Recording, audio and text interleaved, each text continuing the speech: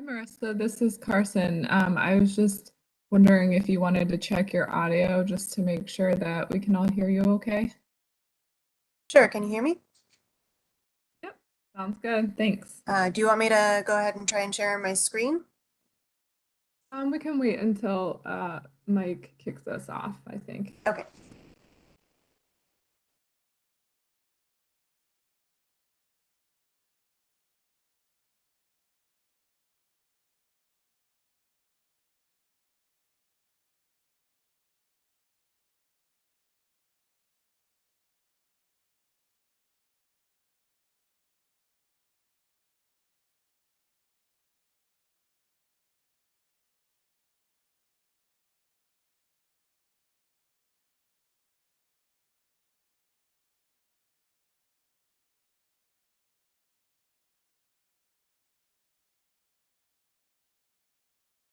Hey, welcome back everyone from lunch break. I have 1 o'clock and I'd like to get started with our afternoon session. We are going to start this afternoon with an update on the North Atlantic right whales. I heard Marissa just talking to Carson. Is Colleen here with us as well? I am here, but Marissa will be doing the presentation today. Okay. All right. Well, thanks for being here, Colleen. So we have Colleen Coogan and Marissa Trigo with Garfo's Protected Resources Division. Sounds like Marissa is going to give us the presentation on the North Atlantic right whales. And so, Marissa, whenever you want to try to share your screen, I'll go ahead and confirm that we can all see it, and then you can get started. Take it away.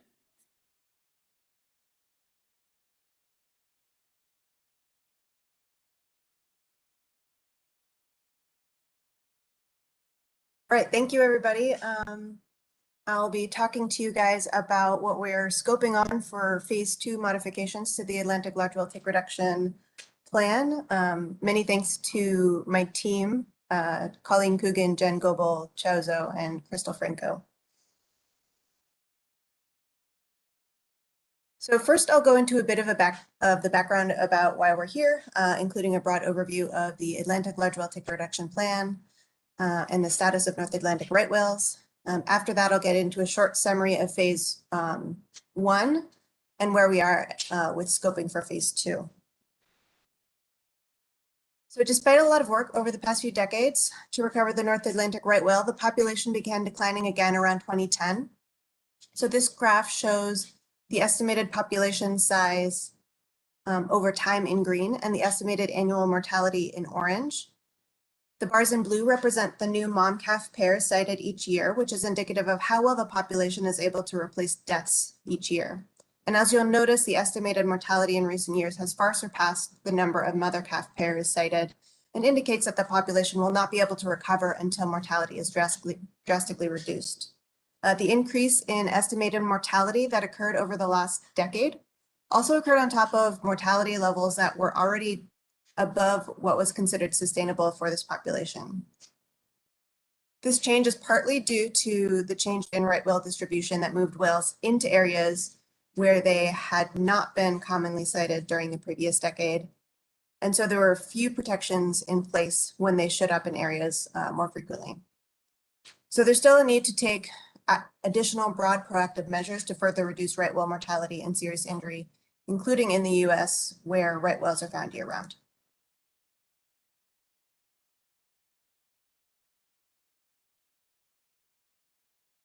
In 2017, an unusual mortality event was declared when 17 right whales died, several as a result of fishing entanglement or vessel strikes. Currently, the population is estimated to have less than 370 animals, less than 100 of which are potential mothers. So during the UME, mortalities and serious injuries that likely lead to death have outnumbered new moms with calves spotted in the southeast of the US during calving season. There were also an additional 5 serious injury entanglements that would have resulted in death if they had not been successfully disentangled. Of these mortalities, the vast majority are a result of entanglement in fixed fishing gear or impact by a vessel. Since 2017, there were 34 mortalities and 18 serious injuries. And there are a few incidents where cause of death was not determined, but the evidence doesn't necessarily rule out human causes of death in these cases.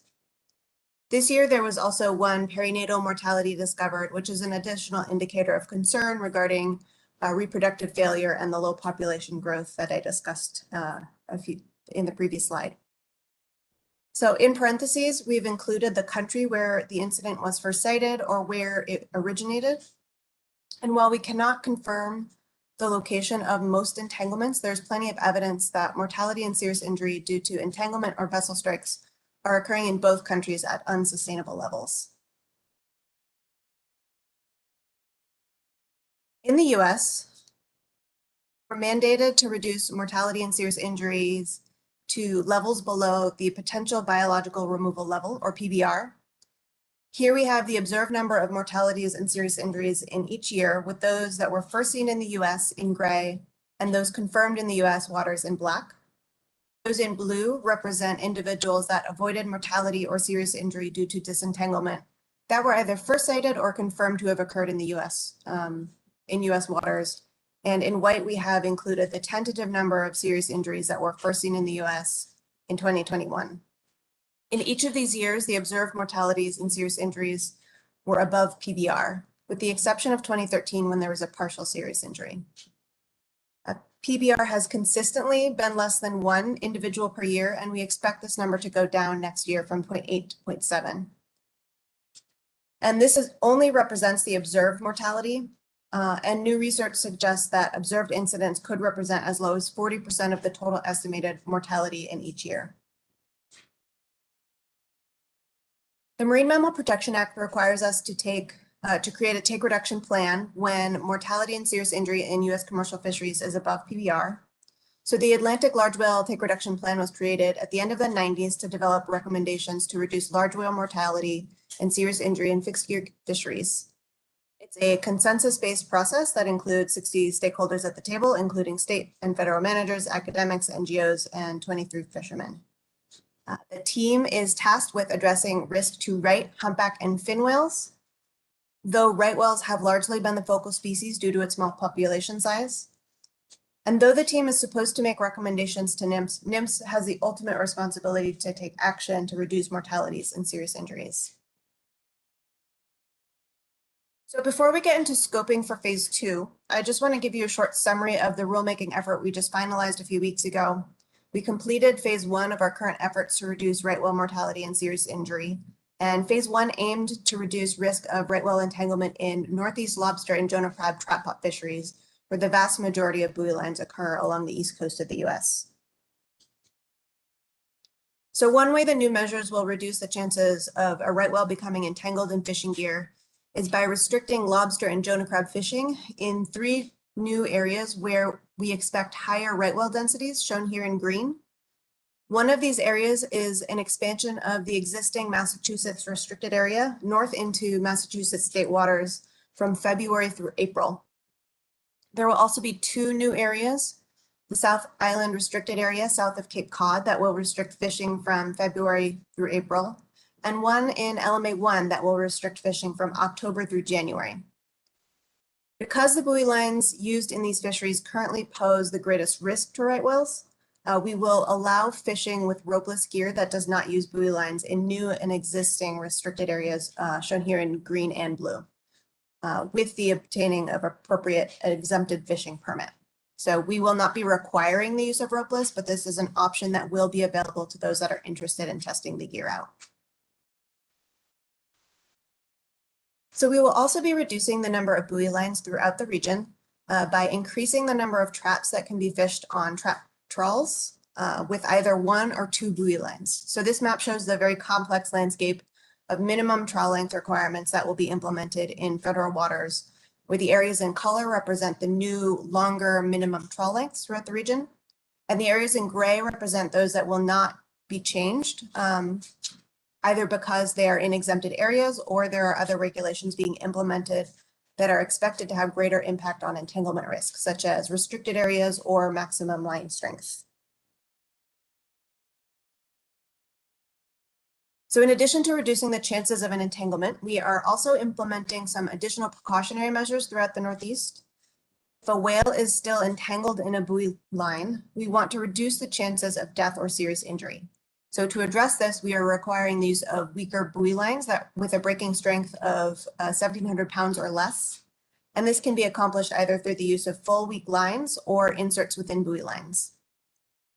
We're also interested in further improving our knowledge of where entanglements are occurring. So we will be requiring additional marks in all buoy lines, including those in exempted waters in the Northeast. Buoy lines will have new state or area specific colors that represent principal port of the fishing vessel or fishing area where gear is being set. And gear that is fished in federal waters will also be required to have a Northeast specific federal mark to further distinguish these trawls from those being set in state waters. So we're now starting phase 2, which will aim to reduce the remaining risk of entanglement from U.S. commercial fixed gear fisheries along the entire coast. So we're currently in the scoping period where we're collecting ideas from the public to consider during this next round of rulemaking. And for phase 2, we need to further reduce entanglement risk throughout the right whale's range in U.S. waters. So the area here in green is the area in U.S. waters that is included in the Atlantic Large Whale Take Reduction Plan. During this phase, we will be moving towards a target that is based on estimated mortality in response to new peer-reviewed publications that came out this year, and to be consistent with other TRTs that typically manage based on estimated mortality rather than observed mortality. We're still working on refining this target as we reevaluate the population data that will likely be coming out soon, including that lower PBR that I mentioned. But currently that's looking closer to our upper target risk reduction of 80%. And the Atlantic Large Whale Take Reduction team began meeting in spring of this year to discuss baseline risk of fixed gear fisheries along the coast. And many individuals on the team generated initial ideas for us to bring to scoping to get the conversation started. So just to orient you to where we are in this process, this is very early in our timeline. We have a few things occurring concurrently, which includes that TRT process I mentioned. Those meetings have already started. A rulemaking process and an environmental assessment process, also known as NEPA. All of the ideas collected through each of these processes contribute to the other. So we're taking as much feedback as possible early on in the process. This meeting specifically, we're presenting, as part of our scoping period where the public and the council is able to provide input, but it is not the only opportunity for you to provide public comment. So after we have our draft environmental impact assessment and proposed rule, there will be an additional opportunity to provide input based on the proposed changes, the recommendations from the TRT, as well as the final analyses that we have. So these discussions will likely continue into next year with the goal of a final rule in 2023. So to aid in this process, we've been working with the Northeast Fisheries Science Center to update their decision support tool to guide our discussion about where risk is occurring to reduce the chances of entanglement.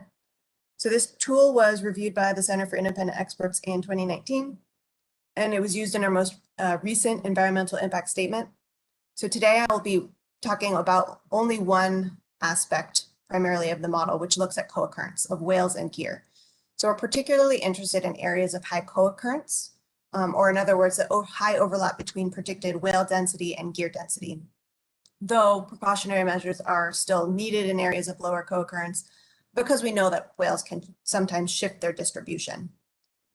The right whale density in this model is predicted using sightings data and associated environmental variables that predict whale density in areas based on habitat characteristics. The gear density includes gear that is where the gear is set and includes measures of buoy lines as well as the nets and the height in the water column.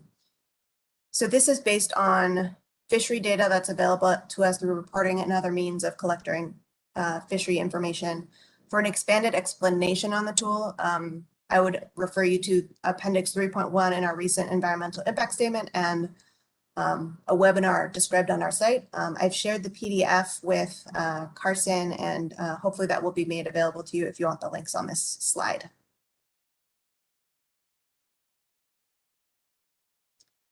So when we look at co-occurrence in the mid-Atlantic and southern New England, we identify the areas of overlap between predicted right whale density and trap pot gear, as well as gillnet gear. So this is the trap pot gear. These monthly maps show a gradient of co-occurrence on a log scale from dark colors representing low overlap to yellow representing areas of higher co-occurrence. This can be helpful to see which areas are showing the most risk based on where gear is currently being fished and where the whales are expected to be. So as you can see, there are a lot of high areas of co-occurrence that are occurring on this coast of the mid-Atlantic, as well as some below Cape Cod and Long Island. And when we look at co-occurrence with gillnet gear, a lot of the hotspots we see here are more concentrated in the north end of the mid-Atlantic and southern New England. So the difference in co-occurrence between gear types is likely driven by where the different gear type is rather than whale density. So if we look at the whale map, we can actually see if there isn't gear in some places, it may not show up as having high co-occurrence. So it's important for us to consider where gear is moving in response to reduction measures and whether that will create areas of new risk if whales are present. So this map is the raw whale habitat density. And as you can see, there's just a broader area of highlighted density. So given that we know right whales can also appear in places we can't predict, as I mentioned, it'll also be important to consider precautionary measures across the entire area. So in order to get the conversation started, I'm going to go over some of the general ideas that team members provided in June and July. These ideas came from a wide range of stakeholders and are really just a starting point to get input from the public during this meeting. We welcome additional ideas that you have to bring to the table that might address entanglement risk from gillnet or other fixed fishing gear. These are the current areas managed under the take reduction plan that we're looking for scoping input on. Some of the ideas the team wanted input on included those that might reduce the chances of entanglement by reducing the overlap between right whales and gillnet gear. These include reducing soaking time and restricting overnight soaks for gillnet gear. Also changing the number of nets on a string to reduce the number of buoy lines or length of the net panels. It was recommended that we evaluate the use of tie downs to reduce the height of the nets in the column. And other ideas included testing ropeless gear, such as requiring one buoy line to be using ropeless gear to cut the buoy lines in half. And these are the current trap pot areas managed under the tick reduction plan that we're looking for scoping input on. Some of the ideas the team wanted input on included those that might reduce the chance of an entanglement by reducing the overlap between right whales and trap pot gear, similar to the gillnet gear. And these included increasing the number of minimum traps on a trawl in areas outside of the Southeast. It was recommended specifically that the Southeast in particular should keep fishing singles because it's a calving area and therefore that weaker gear is preferable for the small neonates and calves. Additional ideas included lowering trap caps or implementing trap caps in fisheries that currently don't have any. It was also suggested that NIMS extend the final rule from phase 1 to other trap out fisheries in the Northeast. So they're all fishing with consistent requirements. So we've also received several recommendations to consider for restricted areas. One was to reevaluate existing restricted areas, which would include allowing testing of ropeless gear in these areas and reevaluating the boundaries or timing of current areas included in the plan. Specific areas that were included in the recommendations were the Great South Channel restricted area and Southeast restricted areas north and south. 2 suggestions were also provided for expanding the Cape Cod Bay restricted area, which is the area here in orange. One would expand the area throughout the bay in both state and federal waters to line up with new state water closures here in yellow. And the other would further expand north into Massachusetts state waters to the border in blue. And that would be similar to the Massachusetts restricted area expansion that we just implemented in phase 1. We also received several suggestions for new restricted areas based on hotspots. So specific ideas included rolling restricted areas or delayed fishing seasons that would be implemented up the mid-Atlantic coast in line with anticipated whale density as right whales move north. Another idea was putting a restricted area in southern New England, according to preliminary coastwide hotspot analyses that show high co-occurrence, which is what's shown here in the map, where colors represent aggregated risk within the region. So a hotspot analysis is one way that we can look at spatially aggregated risk, and it's a way that we can look at how effective spatial management might be. So this is showing a portion of the top 80% of risk along the entire coast. This southern New England, of course, is an area that continues to show up on our different analyses as an area of importance to right whales, including right whale distribution, that I showed you in a few slides ago.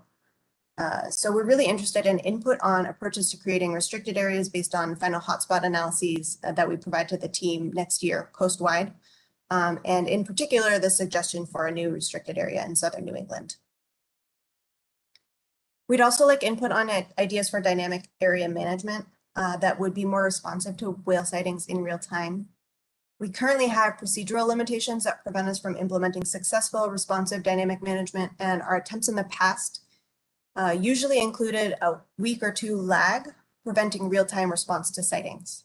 However, we're still exploring whether dynamic management would be possible and would like input on what to consider for possible implementation. So that includes questions like what the trigger would be and how big of an area would it impact. In addition to reducing the chances a whale will become entangled, we want to get ideas on additional precautionary measures to reduce the severity of an entanglement if it did occur. Ideas that would reduce gear strength include requiring rope to have a maximum breaking strength of 1,700 pounds or regular inserts with a similar maximum breaking strength. An idea was also put forth to consider capping line diameter, which would reduce current line strengths as well as differentiate US gear from Canadian gear, where a larger line is often used. Ideas specific to gillnet gear would expand gear modifications to include additional weak inserts year-round in the mid-Atlantic, and reducing the strength of some weak inserts in combination with a smaller anchor in the gillnet gear. So we're also looking for input on gear marking modifications that will further improve our ability to spot marks on a whale from certain platforms or offer greater resolution as to where entanglements are occurring. We're still unable to get identifying information from most entanglements, sometimes because gear is no longer observable and we're only seeing evidence of rope, but also because we can't always recover gear or spot an identifiable mark on gear that we can't recover safely. So some ideas include marks that are better able to distinguish between different states, between state and federal waters, between countries, and between gear types. So this type of information would really help us improve the effectiveness of our measures in the future.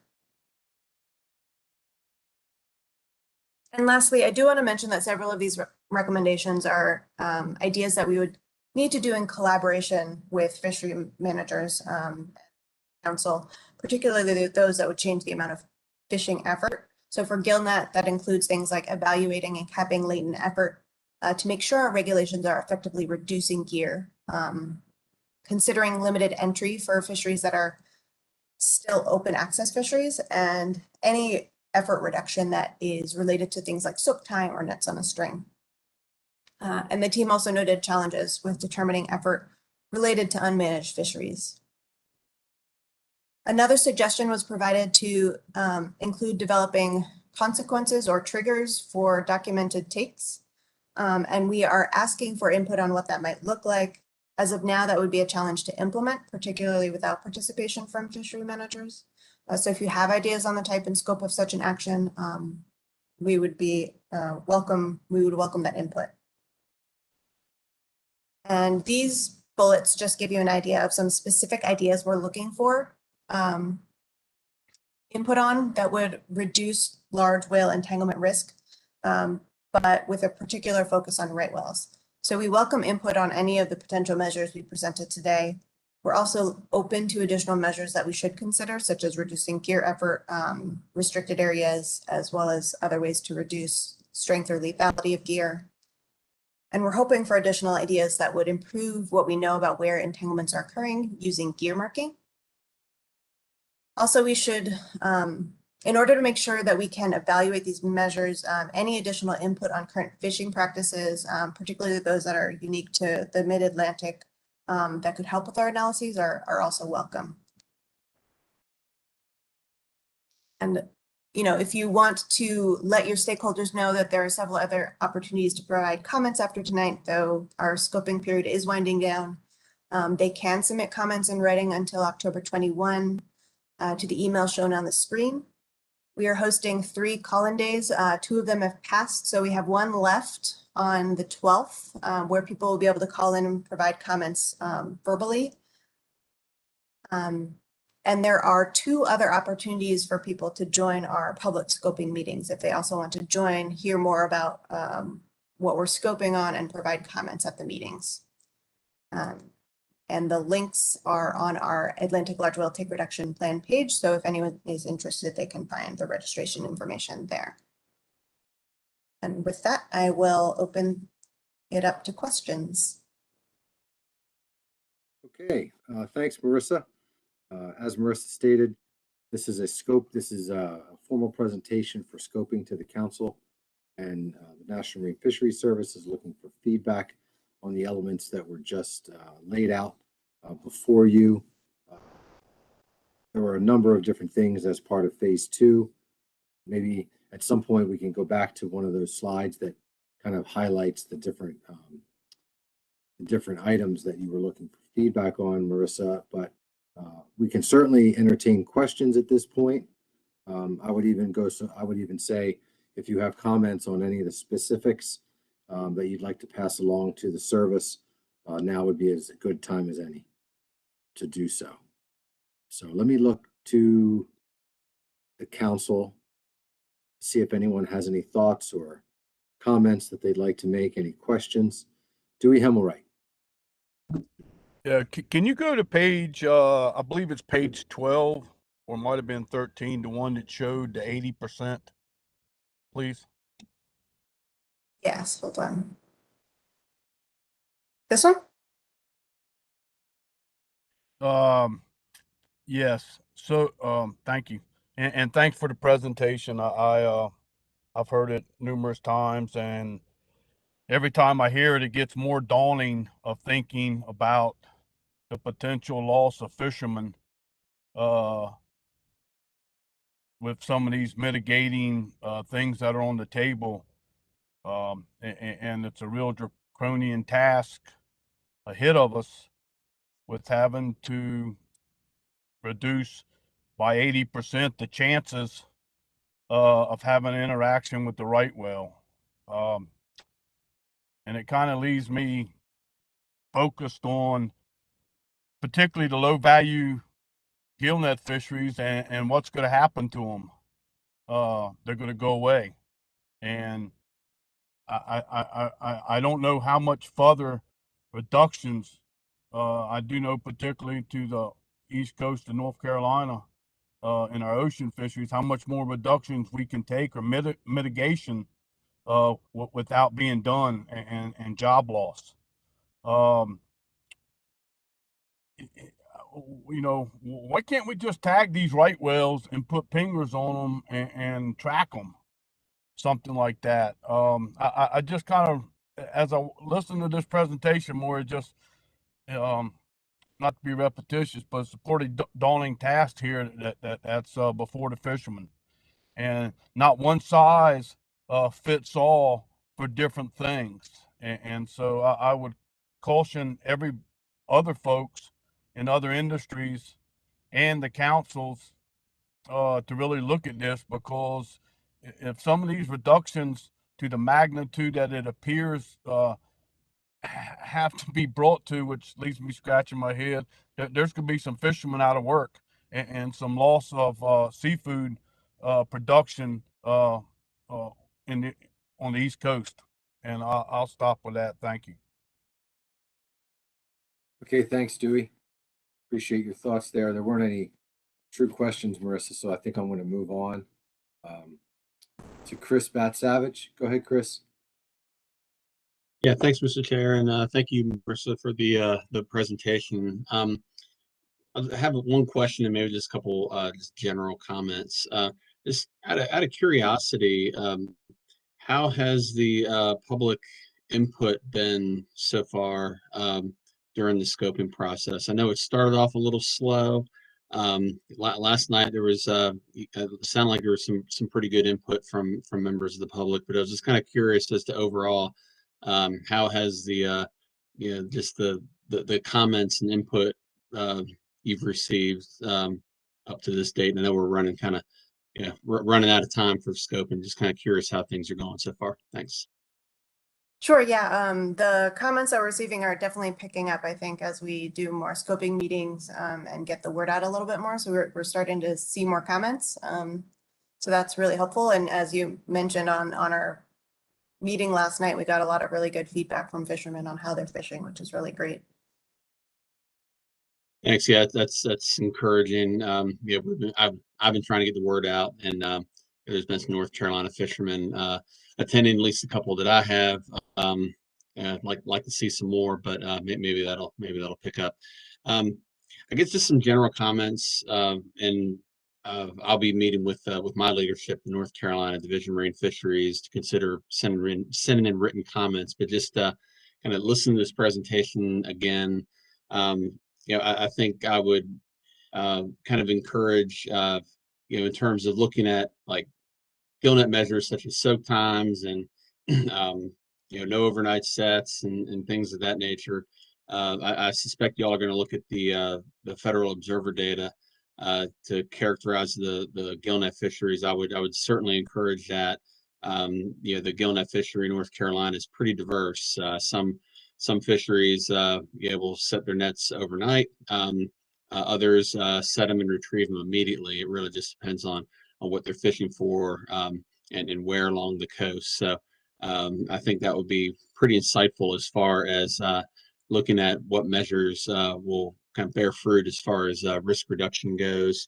For gear marking requirements and numbers of traps per buoy line. I think those are all things that are worth considering. I would definitely recommend that the take reduction team work with the states. And I know the states are all represented on the TRT, to make sure that any changes to the plans are any rules and regulations at the state level can accommodate those, and there may be need for phase in in some cases, just depending on what the administrative processes are for that particular state. But those are some general comments. Like I said, hopefully our agency will provide more written comments in detail. Thanks. Thank you so much. That's really helpful. We look forward to your written comments. Yeah, thanks, Chris. Anyone else from the council have anything they want to offer?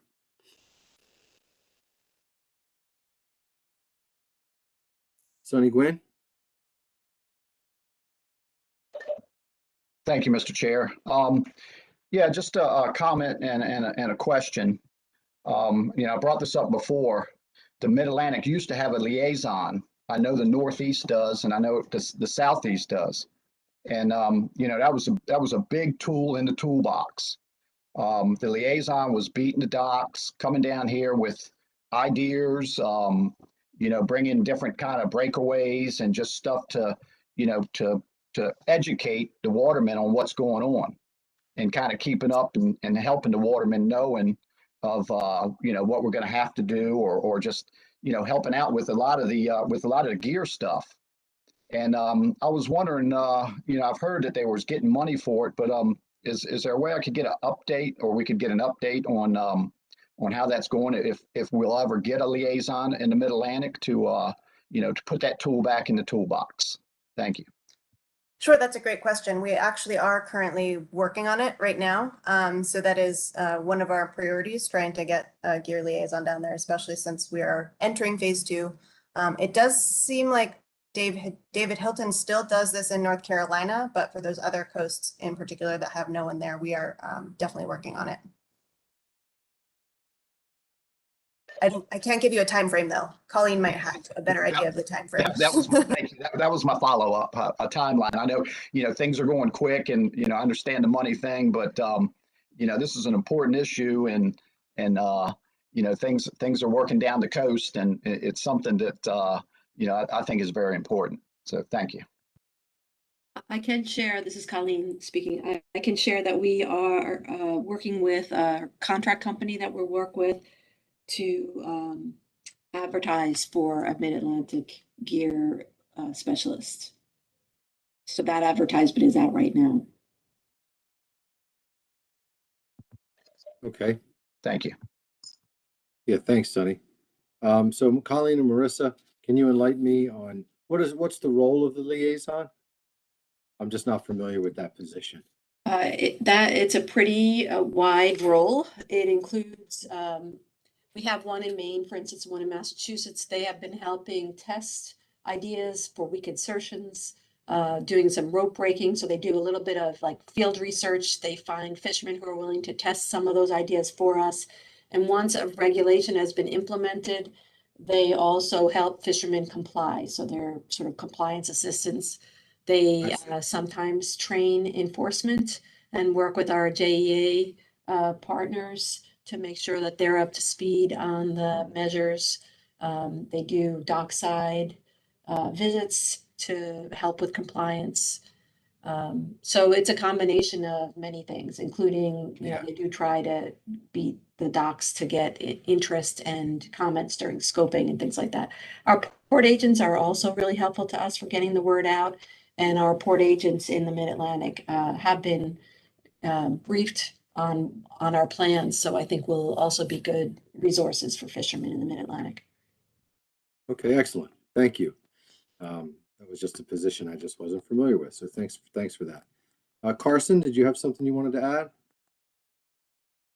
Oh, I wanted to check with you and see if you saw the note that we did have a Protected Resources Committee meeting discussing this scoping issue, and we actually do have a couple slides that the committee chair could describe if that works for you.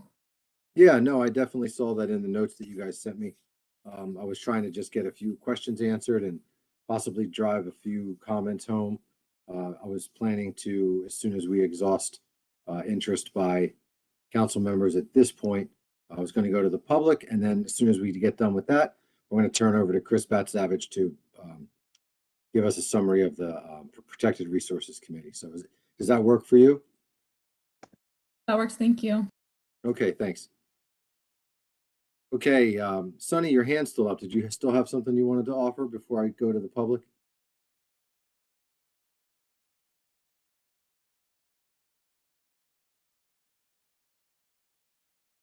You're on mute, Sonny, if you're trying to speak. Sorry about that. Thank you, Mr. Chair. Yeah, I just want to comment on that answer about the liaison. If you notice how long and the answer was and everything that liaison does, it's a real good tool in the toolbox. So, I think it's an important step that we have one especially on the Eastern Shore of the Mid-Atlantic. It's like I said, I just want to reiterate that it is a tool in the toolbox, and it sure would be nice to get that position filled as soon as possible. Thank you. Yeah. All right. Thanks, Sonny. Okay, one last try here for council members. Anyone have anything they want to offer before I go to the public? Okay, seeing no hands by members of the council, I have one hand by Mr. James Fletcher. Jim, if you want to offer thoughts or comments or questions, now's the time. Go ahead. Two questions. Has there ever been a whale mortality from an otter trawl or a dredge? And a comment. The United National Fishermen's Association asked in previous scoping to look at the possibility of changing all trap fishermen and gillnet fishermen to either otter trawls or dredges, with the exception that if the gill net was maintained or there was boats by it at all times, that it would be exempt. And it seems that the scoping doesn't work except along the lines of where the group think management is thinking. If there's never been a mortality from otter trawls or dredges, all of these species, lobsters, the sea bass, the Jonah crabs, the red crabs, can all be caught in trawl nets and dredges. So if we're to this point, I ask again, why isn't that being considered? And thank you. Thanks, Jim. So the main response to that is actually that our TRT is set up to look at trap pots and gill nets. So the other trawls are kind of outside of the purview of the TRT recommendations that we get. Okay. If I could add to that, while I am unsure that there's been documented mortality, we did have a humpback whale in what appeared to be otter trawl gear that would have died if not for a multi-day extensive effort that required Corps of Engineers and barges and cranes to get the gear off the whale. So they are apparently capable of causing serious injury and without intervention could cause mortality. But it, as far as I know, is a relatively rare event. Okay, thanks, Colleen. Thanks, Marissa, for your answers. I'm going to go next to Greg DiDomenico.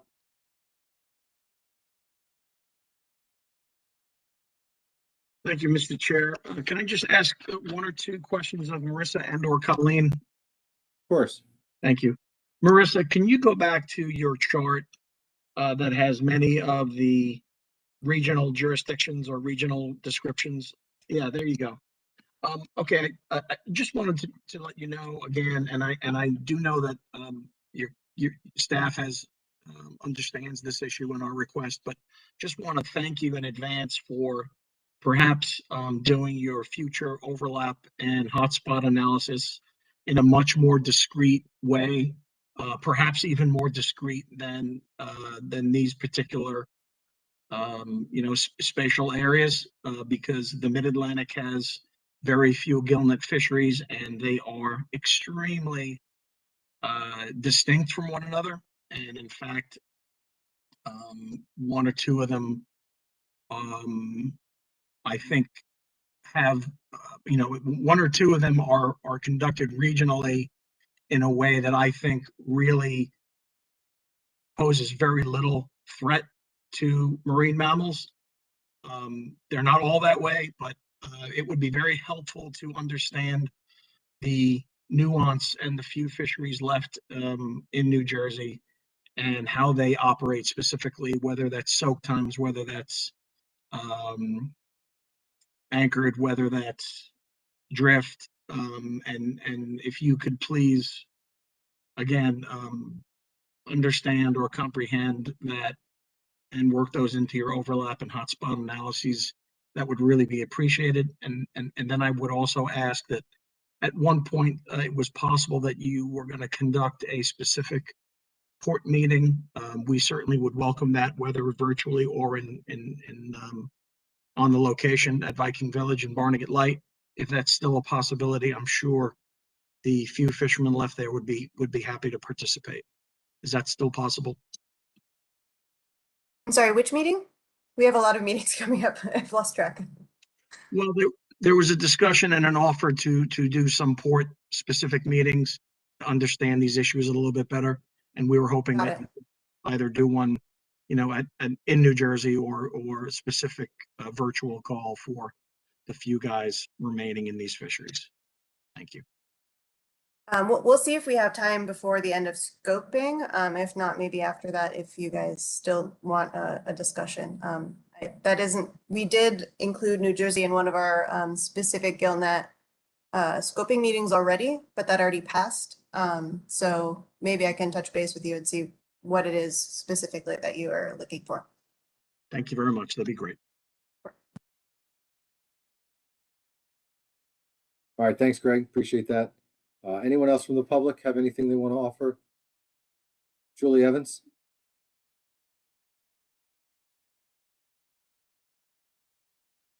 Julie, your phone's on mute or your computer's on mute if you're trying to speak. There you go. Sorry about that. My brain Okay. was sleeping at the moment. But good day to everybody, and I would like to ask where the schedule of meetings can be found. That was just discussed, if they're still going on. Yeah, so those are on the Atlantic Large Whale Take Reduction Plan page. If the organizers, let's see, what is our, I think, hold on, let me see if I can get a short URL for you. Otherwise, if you just type in Atlantic Large Whale Take Reduction Plan, it should take you to that page and it will have a link to the scoping meetings. Thank you very much. And follow up on that, are there any to be held in East Hampton, Montauk area? Our meetings are virtual right now due to COVID. Okay. Oh, yeah. We have had some that targeted that northern or southern New England and northern New York Bight area. Marissa, do you want to put the slide on that includes the final 2 meetings? Yes, but I just put the URL in the chat since that is not on that page, so it won't be very helpful. And anyone can attend any of these meetings. So if you've got folks in New York interested in commenting, they can participate in any of these meetings. We're not, although we're focusing on certain areas just to cover the whole region, we're not restricting comments. I will also mention, so these are just the next 2. We have recordings of each of the other meetings.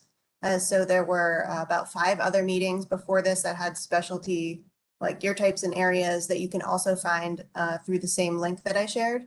If you go to recent scoping meetings, there should be a list of them. Within each of them, there should be a registration link similar to any other link that we have to attend. So you'll fill it out as if you're attending the meeting, and you'll have the video basically just pop up for you then if you go through the registration. That's great to know. Thank you very much. Sure. Okay, thanks, Julie. Thanks, Marissa and Colleen, for that information. Okay, one last comment from the public. Greg and Jim, if you can put your hands down, that'll be helpful. I have Jeff Kalin next, and then we're going to bring it back. I want to go to Chris Bat-Savage to give us a summary of the Protected Resources Committee and present the council with the recommendations that came out of that committee. So, Jeff, go ahead. Yeah, thank you, Mike, Mr. Chairman, and members of the council. Jeff Kalin with Lund's Fisheries. You just heard from Greg. He's worked closely, continues to, with the gillnet fleet here, and of course now he's with Lund's also. But I kind of had a broader question. I spent the morning in Atlantic City today with a couple people from the BPU, a couple people from DEP, one of the state senators. About communication with the wind development companies and our concerns about some environmental issues, cold pool, so many. There's a long list, as we all know. I haven't been a TRT member since there was the trawl TRT a number of years ago. As I say, Greg's been kind of running that fence for us. But have you started to think about whale impacts from 2,000 windmills between Virginia Beach and Cape Cod? In the same kind of context, you're thinking about fishing rope. I mean, it seems to me that's got to be a huge issue on the horizon for all of us. Maybe it's a little question kind of out of left field, but we're playing left field, center field, right field, just trying to survive so many of these regulatory threats, and now kind of an unregulated wind industry. So can you comment on that question? Thank you. I can, yeah. I mean, that is definitely a concern with so many wind farms going in and noise being such a concern for marine mammals. That is more of a Section 7 thing. So we have other staff working on that outside of that's not a TRT thing, unfortunately. We are trying to coordinate with them as much as possible on some of those things, but it's a little difficult when you have different people working on different things. But yeah, that's Section 7 staff at Garfo are the ones that are working on that primarily, and we're working more on TRT MMPA stuff. That's a good point. I understand what the TRT's mission is, but you know, Yeah. I think the public generally would like to know more about what's going on with the Section 7 stuff, because there's a train coming and we're right in the headlights. And Yeah. you know, it's a huge issue. It's going to affect so many of us. So I'll stop there. I appreciate the answer and the opportunity to make the comment, Mr. Chairman. And thank you for the answer. I will mention that our, you know, we are actually using the decision support tool that we use for the fisheries actually to inform at least some of their stuff as much as we can, giving them, they can use that whale distribution data that we've used. So. Well, we appreciate that very much. Thanks again. Okay, thanks, Jeff. Thanks for the response. I'm going to go ahead and turn over the mic to Chris Batsavage, who's our chair of the Protected Resources Committee. There was a committee meeting on the 20th of September, and some recommendations came from that meeting. So I'm going to turn it over to Chris at this time to give us a basic summary and to go over those recommendations. I think it would be best, depending on how the council feels about those what the council feels about those recommendations, that we take it up in the form of a motion, possibly to support and to approve those recommendations from the Protected Resources Committee, so that we can send that information to the National Marine Fisheries Service and the TRT. So, Chris, if you're ready, it's all yours. I think you're giving the presentation, right? I hadn't had a chance to talk to you before the meeting, but. Thank you, Mr. Chair. Yes, I'm ready to give the presentation. Great. Yeah, so I'm all set on that. Yeah, before I get started, I just want to thank Carson for organizing the meeting that we held a couple weeks ago. There was, she put a lot of information together for the committee and all the help during the meeting, and of course putting together this presentation. And I'd be remiss in not thanking the committee members and the other members who attended the meeting, providing good input. So next slide, please. So the Protected Resources Committee met via webinar to review a presentation of the scope materials from Colleen Coogan for Phase 2 of the Atlantic Large Whale Take Reduction Plan. The committee members and others in attendance asked questions regarding Phase 2 of the Take Reduction Plan and provided comments and concerns. The committee also discussed council engagement in the Take Reduction Plan process and potential impacts to species managed by the council. And details on the meeting can be found in the meeting summary and the briefing materials. Next slide, please.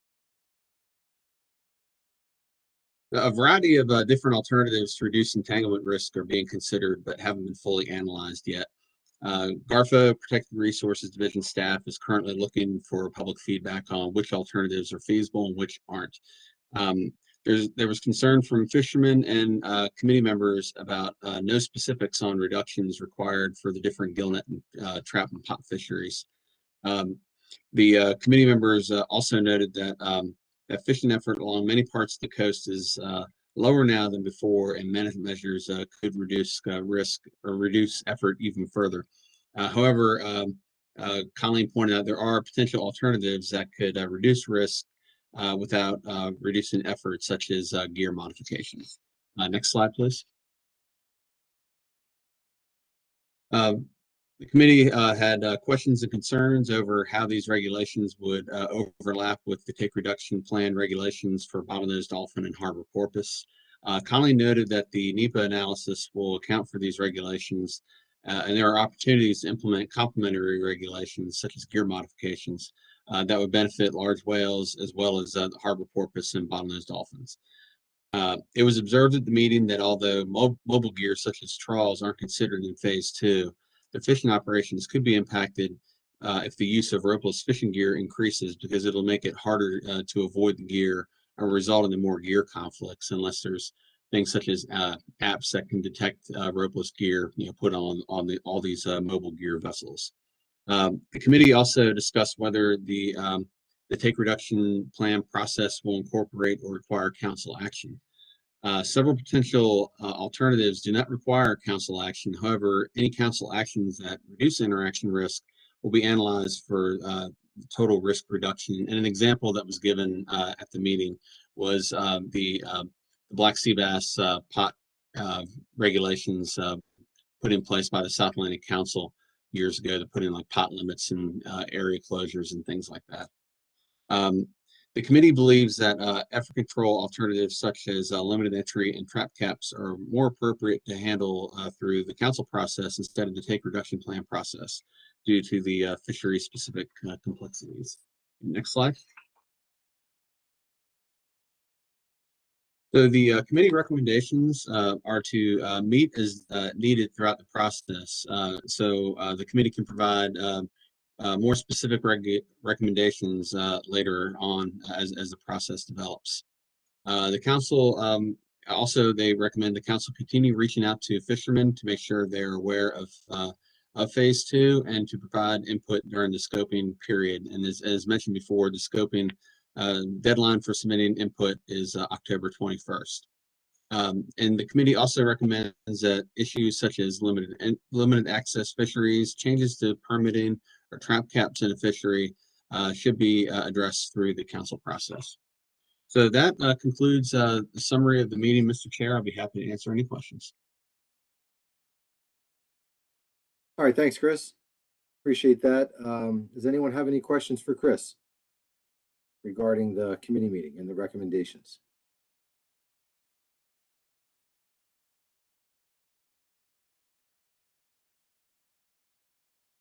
Well, you did a great job, Chris. Nobody's got their hand up. Anyone from the public have anything they want to ask Chris about?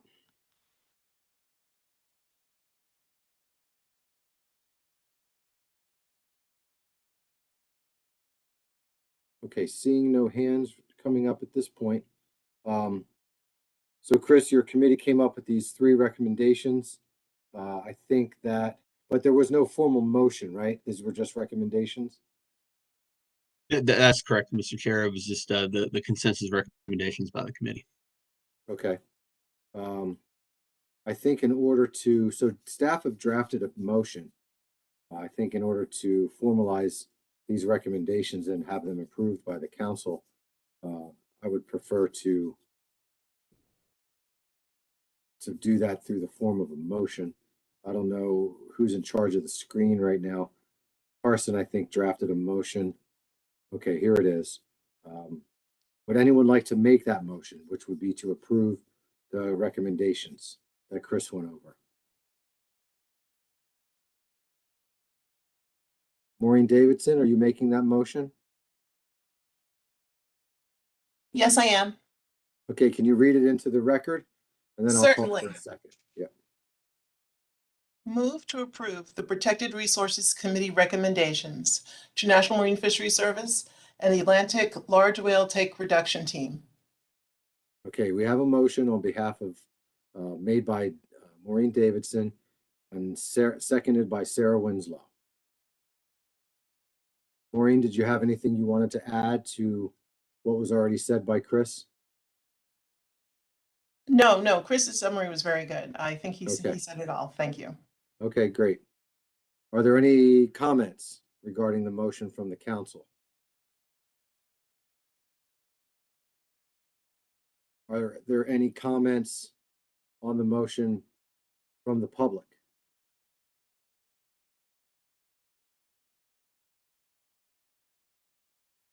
Okay, seeing no hands at this time, back to the council. Is there any opposition to the motion?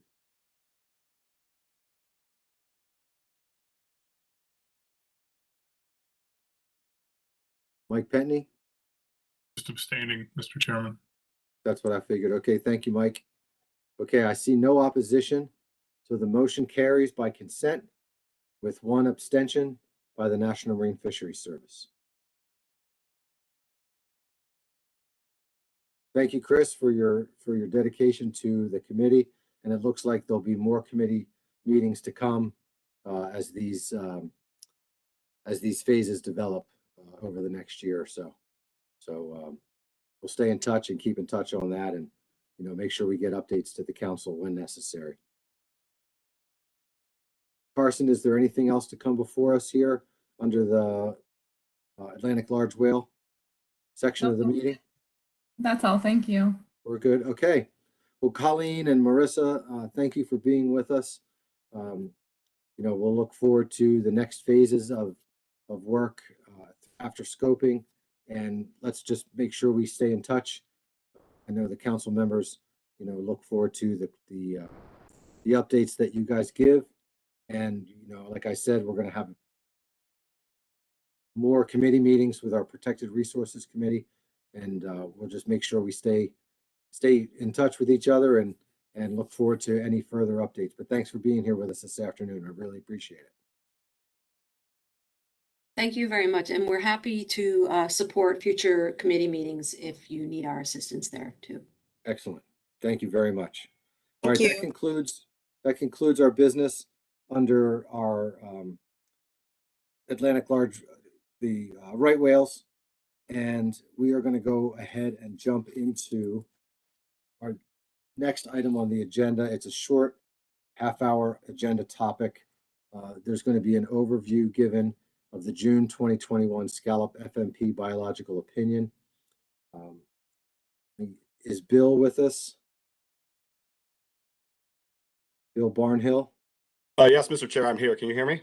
Okay, yes, we can. Do you have a presentation that you're going to go through? I was hoping that either Shelley or Mary could pull that up and operate the slides. Yeah, there we go. It just Okay. popped up on the screen. So, Great. So after this, so for the members of the council and the public, we're going to go through this item on the agenda, and then we have our business session later this afternoon. We'll take a break after Bill completes his presentation. We'll do questions and answers as always, and then we'll take a short break and come back for our business session after that. But Bill, thanks for being here with us today. And as soon as you're ready to go, the floor is yours. Great. Thank you, Mr. Chair, fellow Mid-Atlantic Council staff, and members of the general public. My name is Bill Barnhill. I'm a fishery biologist with the Greater Atlantic Regional Fisheries Office up in Gloucester within our Protected Resources Division, ESA Section 7 program. And today I'm going to present to you on the recent June 2021 Scallop FMP biological opinion that we released. I presented this biological opinion to the New England Council back in June, and so this presentation will mirror that. I don't really have many updates since then. Next slide, please. So again, just to bring everyone up to speed, in terms of this new biological opinion, back in February of 2020, we reinitiated formal consultation on the Atlantic ski scallop fishery. That was due to an exceedance of the insult take statement of the prior 2012 biological opinion that was in place.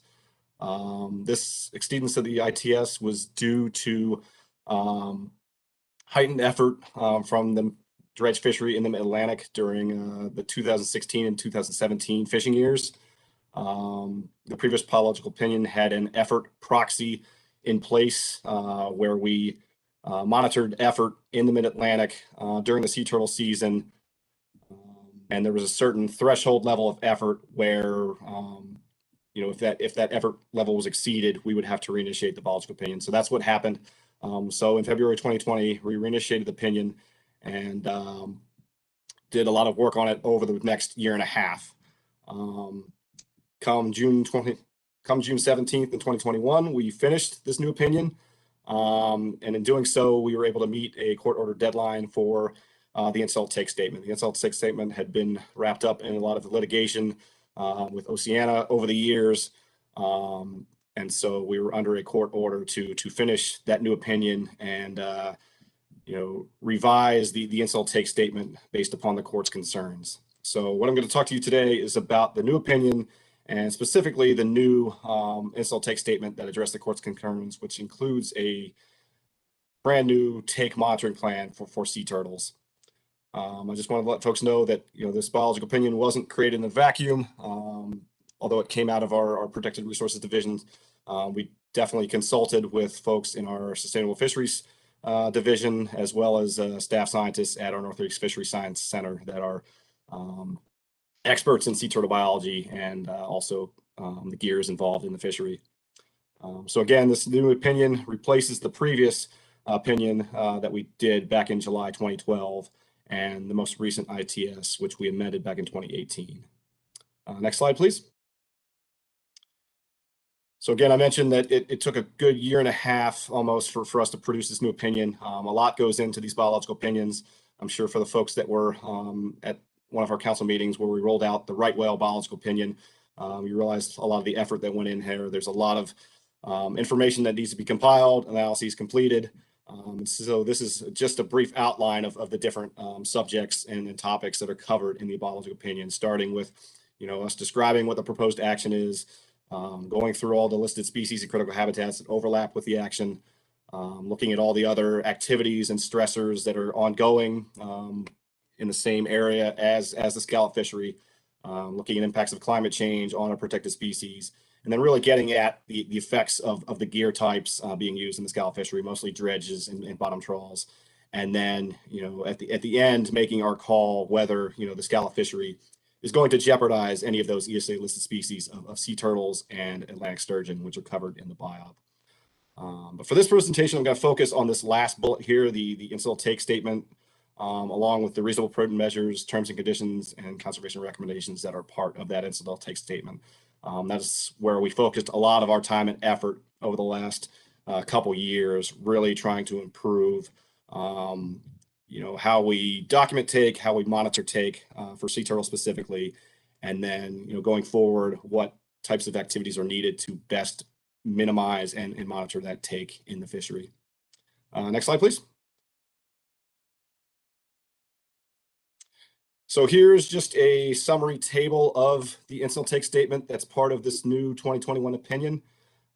Again, we look at all the different types of interactions within the fishery that we anticipate in the coming years. So this is broken down by the 4 different species of sea turtles that are found in the area where the scallop fishery operates, as well as the Atlantic sturgeon species, which are also overlapping with the fishery. Not only do we look at total numbers of interactions, both in dredge and trawl gear, but we look at and try to estimate the number of lethal takes and removals of sea turtles and sturgeon as a result of those gear interactions. So these numbers are provided here. Just to summarize the differences and any changes that have happened since the 2012 opinion, you'll notice that this ITS is based over a 5-year period. So you'll see these numbers. It's not an annual level of takes for these animals. It's over a 5-year period. In terms of the numbers of takes we're exempting for sea turtles specifically in dredge gear have slightly gone up, and that's because of the increased effort that was expended in the Mid-Atlantic over those past couple of years, which went into our bycatch estimation models that are used to produce these take estimates. So although the dredge take numbers went up slightly, the numbers in trawl gear went down, and that's because of a change in methodology we used to do those bycatch estimates. Another thing to point out is that we've started to look more at impacts from vessel strikes on sea turtles. We know that vessels do collide and could potentially seriously injure or kill turtles. Be they fishing vessels, research vessels, commercial vessels, things like that. And so this is the first time for this opinion we've had an estimate of what types of takes are due to vessel strikes, because we do need to look at all parts of the proposed action, not what types of takes are due to vessel strikes, because we do need to look at all parts of the proposed action, not just the fishing gear going through the water. We need to look at the vessels and their transits from ports out to the fishing grounds and then back. And so again, just summarizing the footnote at the bottom, these numbers are based upon some new sea turtle bycatch estimate reports that came out of our Northeast Science Center. Kimberly Murray is our expert on those estimates and has been doing those for a number of years. So new estimates over a 5-year period for both bottom trawl gear and dredge gear came out in 2000s. And so we referred to and use those estimates in this new biological opinion. We also look at raw data from the Northeast Fisheries Observer Program for takes that are reported by the observers on the fishing vessels. That information is also tracked, as well as stranding and post-interaction mortality information. All that has gone into us setting and exempting these levels of incidental takes in the fishery over the next 5-year period. Next slide. So next I'll get into the reasonable prudent measures and terms and conditions which follow along with the incidental take statement. These are measures we place on the action agency. So in this case, the action agency is ourselves, the Sustainable Fisheries Division, who is authorizing and overseeing the scallop fishery from the federal level. And these are the measures that really get at minimizing and monitoring incidental take of our ESA listed species into the future.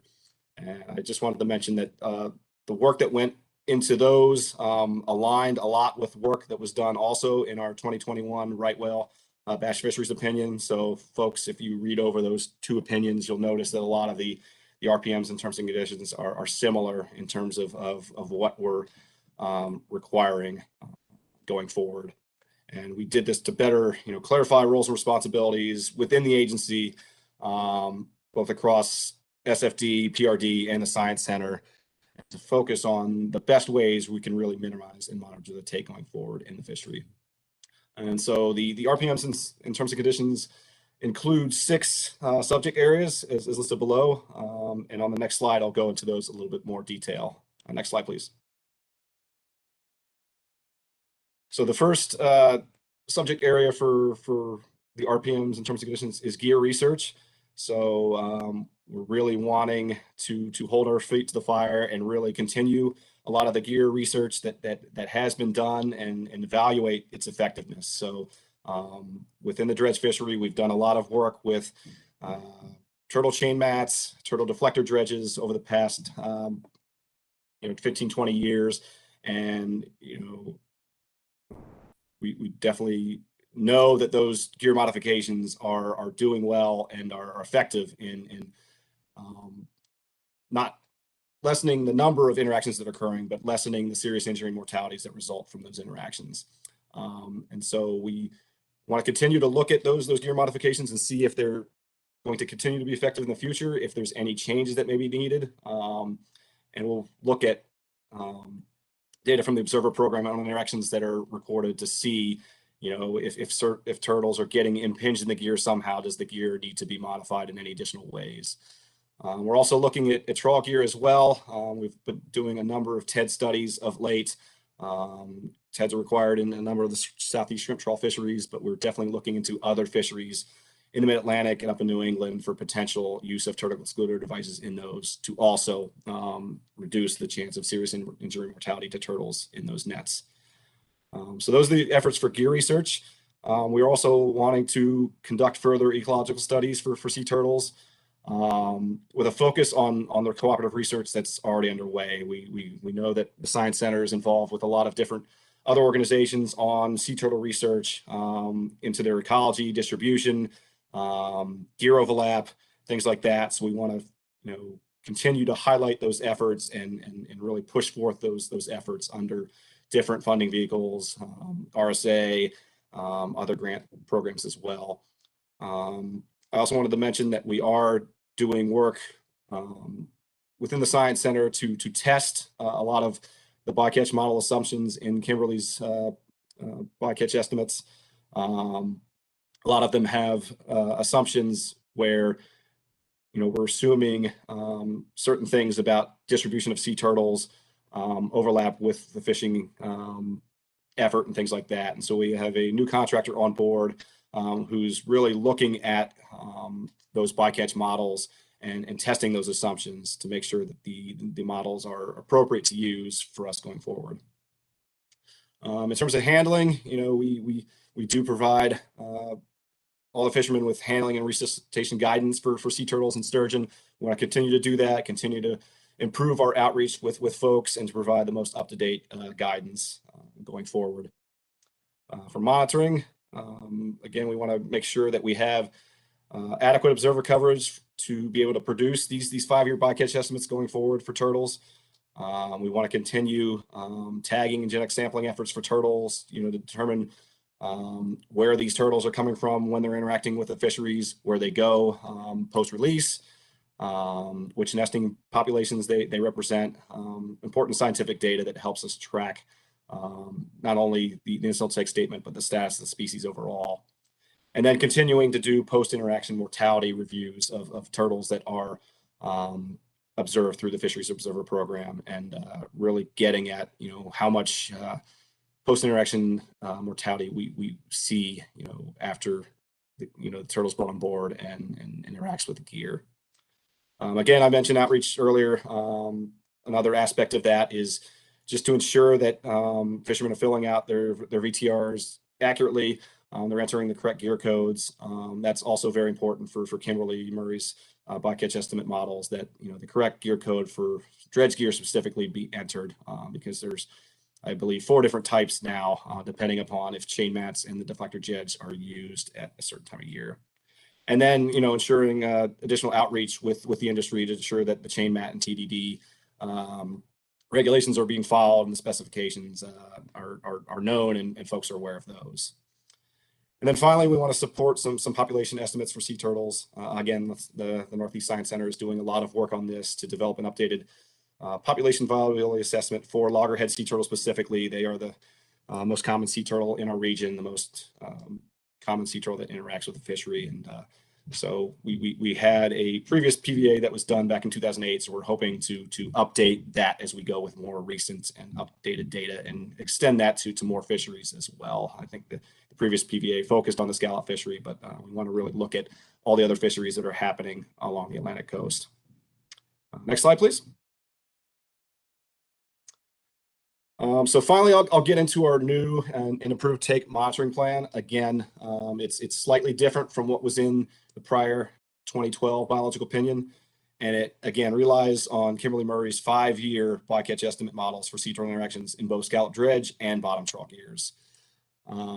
And we were using it because we've determined it to be the best predictive model available for estimating and monitoring takes going forward. And again, a lot of the studies have shown of late that there is increased predictive certainty in her model as we go and we gather more data year after year on interactions with turtles and dredge gear. And so looking forward, we just had the 2 latest bycatch estimates come out last year. So our next bycatch estimates for sea turtles are anticipated to come out in 2025 for bottom trawl gear, and then for 2026 for scallop dredge gear. In addition to the 5-year estimates and tracking those, we're going to continue to monitor the observer program data for takes of other species in dredge gear, your leatherbacks, kemps, ridleys, and greens that don't interact with the dredge fishery as often. But those interactions still do occur, and we want to make sure that we're tracking any increases, decreases, trends in interactions between those 3 lesser common species with dredge gear. And just the big thing to note is that unlike the 2012 opinion, we are no longer using a dredge effort surrogate to monitor incidental take. So that, which was part of the 2012 opinion, is no longer in place. We believe that the 5-year bycatch estimate models will do a much better job at making and allowing us to minimize and monitor take going forward, where the effort proxy is no longer necessary. Next slide. And so to wrap up, I just wanted to put the reinitiation triggers for formal consultation up here for folks that aren't aware. We reinitiated the 2012 opinion last year because of trigger number 1, the amount of the incidental take exempted being exceeded. But there's a few other reasons that we may need to reinitiate consultation on this and other fisheries going forward. Those include new information on effects of the action that weren't considered. The action may be modified in ways that affect listed species or critical habitats that weren't considered in the prior opinion.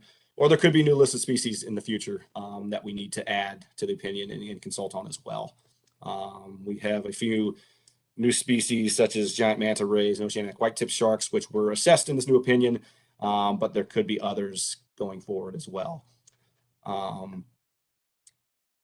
In terms of the reinitiation, if any of those are triggered, that doesn't have any immediate side effects or negative side effects for the fishery. It's not a trigger that will cause the fishery to close or shut down. It just means that we as NIFs need to reassess the fishery, reopen the consultation, and really look at, okay, what is changing within the fishery here, and what we may need to change within the biological opinion. So I know folks sometimes have a little nervousness about reinitiation, but again, nothing in our reinitiation triggers has said that there are any immediate closures that may be necessary or actions that the fishing industry needs to take place right away if reinitiation is triggered. Next slide, please. And so with that, I will take any questions, and just mention below here if anyone wants to look up the new scout biology opinion or any of our other fishery opinions in the region. This is the web link on our website to those opinions. There are definitely some long reads, but have a lot of useful information on the fisheries themselves and the impacts to listed species there. So thank you very much. All right, thanks, Bill. Appreciate your presentation. Let me turn to the council to see if anybody has any questions for Bill. Any council members have any questions regarding the presentation?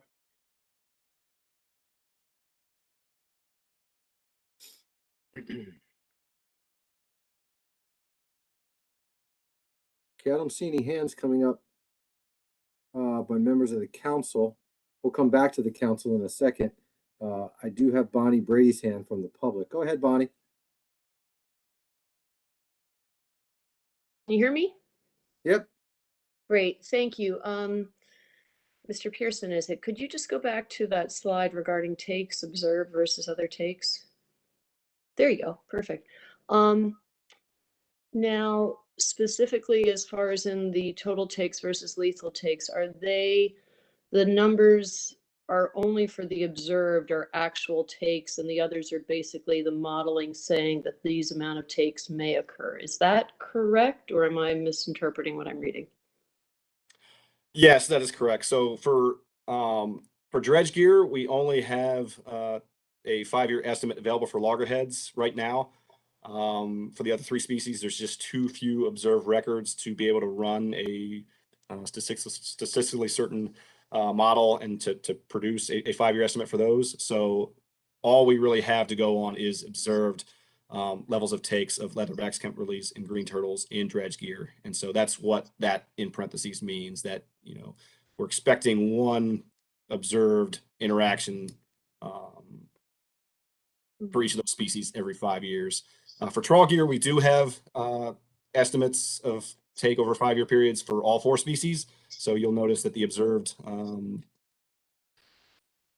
right, but I guess my question is, I don't see any observed trawls. So those are estimates based, I know several years back, maybe 15 or 20, they had a similar graph looking at takes for the mid-Atlantic, and as they got farther north, there had not been any observed takes, but they were considering a certain amount based on the model, but they didn't actually have any verifiable data. Is that what might still be occurring, obviously, in trawl, or if they're only, the observed, is that how it works with the models here? Yes, I mean, just in this fishery in general, it's just a rare occurrence for a take to be observed, especially with the levels of observer coverage we have at present. So I'll have to go back to some of our data to see when the last observed trawl take in the scallop fishery was. But yeah, it's only, a lot of years it'll be 0, and a lot of years it may be, 1 or 2. Based on the models though, right? Right. Okay, thank you. All right, thanks for the question, Bonnie. Jeff Kalin, you're next. Go ahead, Jeff.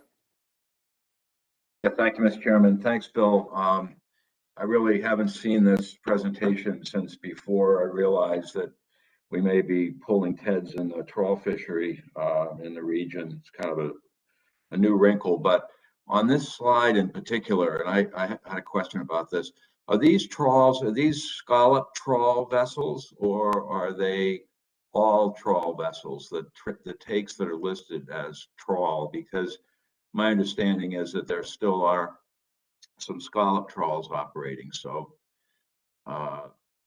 Right. These are specific to scallop trawls. These are not all trawls. right. Our batch fisheries right well opinion looks at all the other trawl fisheries that Garfield manages in the region. And so those trawl interactions are covered under that other biological opinion. Yeah, I guess that's the one I missed. So I got to find that because I've got to see those numbers. I thought these were just scallop trawls. So we've got, I don't know, 390 full-time vessels, or I suppose this is a combination of full-time, part-time, and limited access general category scallop dredges. And Kimberly Murray's estimates, she looks at all the trawl fleets together in one estimate, but we've been able to partition out the specific number of takes and effort that are specific to the scallop fleet. And so that's where these numbers have come from. But if you look at her bycatch analysis and her papers, on the paper will look at the trawl fleet overall, scallop included with everything else. But we've worked with our statisticians and our other folks to partition scallop out because that biological opinion is separate. So we need to know what interactions to expect in that fishery. Understood. Yeah. Okay. Well, thanks for the answer, Mr. Chairman. Thank you. I guess I'll just cycle back with Carson and make sure I can find the document that's being discussed. Thank you. Yeah, the batch fisheries opinion is also at that web link on the last page of the slide deck. So if you go there, those should be the two first fisheries opinions at the top of that web page. Okay. Thanks. Thank you very much. I'll do that. All right. Thanks, Jeff, for your question. I'm going to go to Jim Fletcher next. Go ahead, Jim. I realize that this is a scallop opinion, but to be fair in these presentations, would it be practical to show the number of sea turtle mortalities that are caused by recreational hook and line and entanglement and monofilament line, and the number of vessel strikes that occur on the charter party fishing going to and from the grinds? It's sort of unfair, even though it is a scallop, but supposed to be scallops, it's sort of unfair to offer the mortality and interactions with the trawl and the dredges when in fact the recreational hook and line mortality and interactions and the charter party recreational vessel hitting them strikes are far more. Could you be fair in future presentations and show the number of recreationally caused mortality and strikes? It's just unfair, even though it is a scallop presentation, unfair to leave the number impression that we are interacting with this number and not showing the other number. And the other point of this thing is, if NOAA, National Marine Fisheries, and U.S. Fish and Wildlife would allow a turtle hatchery, we could release far more turtles than we have interaction. But none of those three agencies will allow a private turtle hatchery. And thank you for your time, United National Fishermen's Association. All right, thanks, Jim. Bill, do you have any thoughts about the first question more so than the last point? Sure. Yeah. I mean, if requested for future presentations, we can definitely try to gather that information and provide it if needed. I wasn't specifically asked this time around for that, but we definitely, take those interactions into account in all of our consultations. We do know that there is interactions with the recreational fishing industry, their vessels, their gear. But at this time, I don't really have any numbers off the top of my head. I'd have to and prepare that for folks if needed at a future presentation. Yeah, I think, Jim makes a good point. It puts it into perspective. We have, this is a fraction of the take compared with the total take. So yeah, I mean, if that's not terribly troubling for you, I think in the future, that might be just something to put this fishery into perspective as it compares with the total take. Sure. Yeah, and we may need to coordinate with our southeast region. I know there's a lot more interaction and presence of turtles down there, and Yeah. with Atlantic Council overlapping both jurisdictions, it's you definitely have to take that into account as well. Those areas where it's a different regional office that is doing those consultations too. So, Gotcha. All right, so I'm going to bring it back to the council for one last crack. Anybody have any questions for Bill? Sonny Gwynn?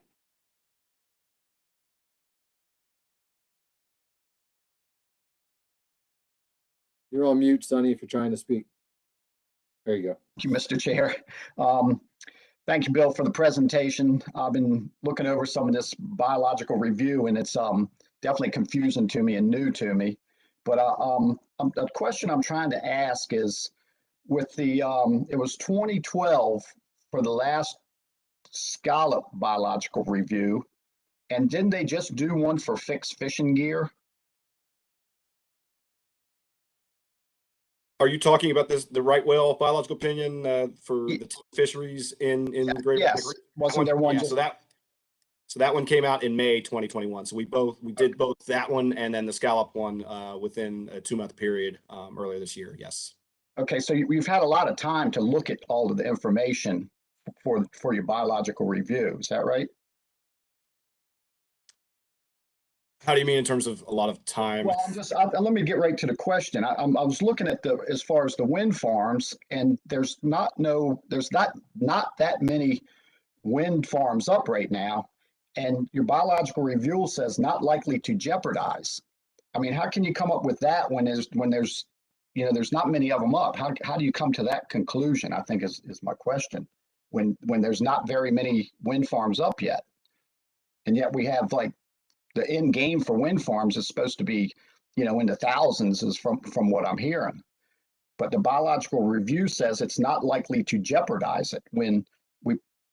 To me, it don't seem like we really know. Will that be something you'll look at later once the wind farms get up and going, and then come back and look at it and say, well, yeah, maybe it did or maybe it didn't?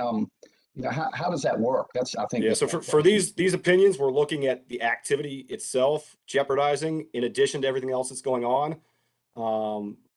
So like you said, we need to wait for the reviews and consultations that are done on these wind farm facilities to figure out what level of interactions and mortality and effects are coming from those. I did want to mention that we did release a biological opinion on the South Fork wind farm, which is off southern New England, last Friday. So that is now out.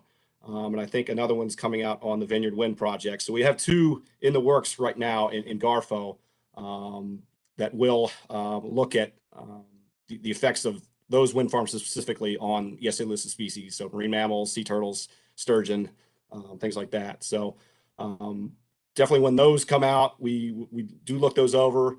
Again, it's those reinitiation triggers in terms of, is the activity or the status of the species changing such that it wasn't considered in this opinion. So if these wind farm projects and the number of takes and mortalities that could occur as a result are causing some of these species to be in worse shape than we think, then that is something that we do probably have to go look at for all of our biological opinions, especially the fisheries ones. So you really can't till you get them all up. We really don't know what kind of what will happen to the marine mammals. I wouldn't say that. It's until BOEM comes to us and all the other action agencies and can really estimate what those effects are going to be. So hopefully they can estimate ahead of time based upon what they think is going to happen in terms of the number of turbines that are going in, where they're going to occur, how those overlap with the species. So I think we can be informed a little more ahead in the process before they go up. And that's something that we definitely, again, will be tracking going forward. But with these things, that the timing is the big issue. And because there's so many permitting issues, so many agencies involved, things like that, I feel like a lot of the permitting and work for the wind farms has been delayed over the last many years. And I think it's finally starting pick up steam, and a lot of the action agencies are figuring out what they need to do, consulting wise, permitting wise, to get them started. But again, yeah, I can share those two opinions with you that just came out. Those are also on our website. At least the South Fork Wind Farm one that was just finished. The Vineyard Wind is I think another 2 weeks out. But again, I can share those, and you know, you can take a look at what the impacts are, at least for those two, what they're anticipated to be. Yeah, I think that was my concern. It said in there not likely to jeopardize, and you know, my thought was, well, how do they know when there's not many of them up yet, and they're supposed to be going up, you know, a lot of them, and so that was my concern. Whereas the other biological reviews, you know, you've been looking at it since you had one in 2012, and you had a lot of time to look at these other things, but you haven't had time to really look at the wind farms, and that Right. that was the concern I had. Yeah, and for the consultations, we need an actual federal action that's being proposed, being funded, being authorized.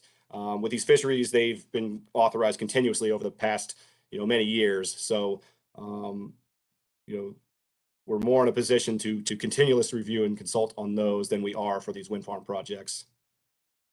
Okay. Well, thank you very much, and it's interesting. I appreciate the answer. Thank you. Yeah, thank you for those concerns. We actually have a separate team that I'm not part of that is involved with a lot of these wind farm consultations and coordination.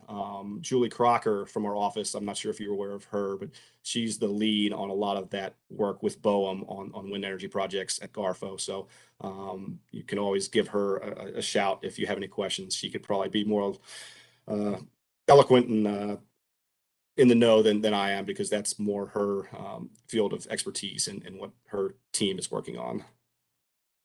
Okay, thank you very much, and good presentation. It was informative. Because I had some questions before you started this presentation, and to do this was nice. Thank you. Sure, you're welcome. All right, thanks, Sonny. I'm going to take one more question, and then we're going to go ahead and take a break. Julie Evans from the public. Go ahead, Julie. Thank you, sir. I found this a very interesting presentation, and I don't know if a few of you know that I represented the town of East Hampton's fishermen with offshore wind for about 3 years. And I have to tell you, my experience in getting fishermen's claims on lost gear, lost time, lost wages has been very poor. The people that have gotten their claims filled are I think one. So when you talk about, you know, humans and what offshore wind, or in this case it was Ørsted, will respond to, I really fear for what they will respond to for, you know, endangered species, or, you know, threatened species that have no representative like the fishermen here had. So perhaps, you know, if anybody wants to hear my further experience, they can get in touch with me somehow, and I would be happy to tell them. But, you know, we're facing, as another gentleman had said, you know, 2,000 turbines being jet plowed into the ocean floor, affecting the right whales and a lot of other threatened species up and down the coast. So it's a big problem, and I think you really need to pay attention. Everyone needs to pay attention to it. Thank you. All right, thanks, Julie. Appreciate that. Bill, I want to thank you for being here with us this afternoon and providing us the information that you did. A lot of good questions, and we'll look forward to future updates. And hopefully we'll get a chance to have you back to the council at some point in the future. But thanks for being with us. Thanks. Spending your afternoon here with us, and thanks again. Yeah, thanks, Mr. Chair. And my contact information is on the first slide of the slide deck. So if anybody has any further questions for me, don't hesitate to reach out. Perfect. Or yeah, people can reach out one-on-one with you if they need to. Okay, we're going to take a break. Let's go ahead and come back at 2:50. It's a little more than 10 minutes. And we'll pick up with our business session starting at 2:50. Thank you, everyone. See you back in a few minutes.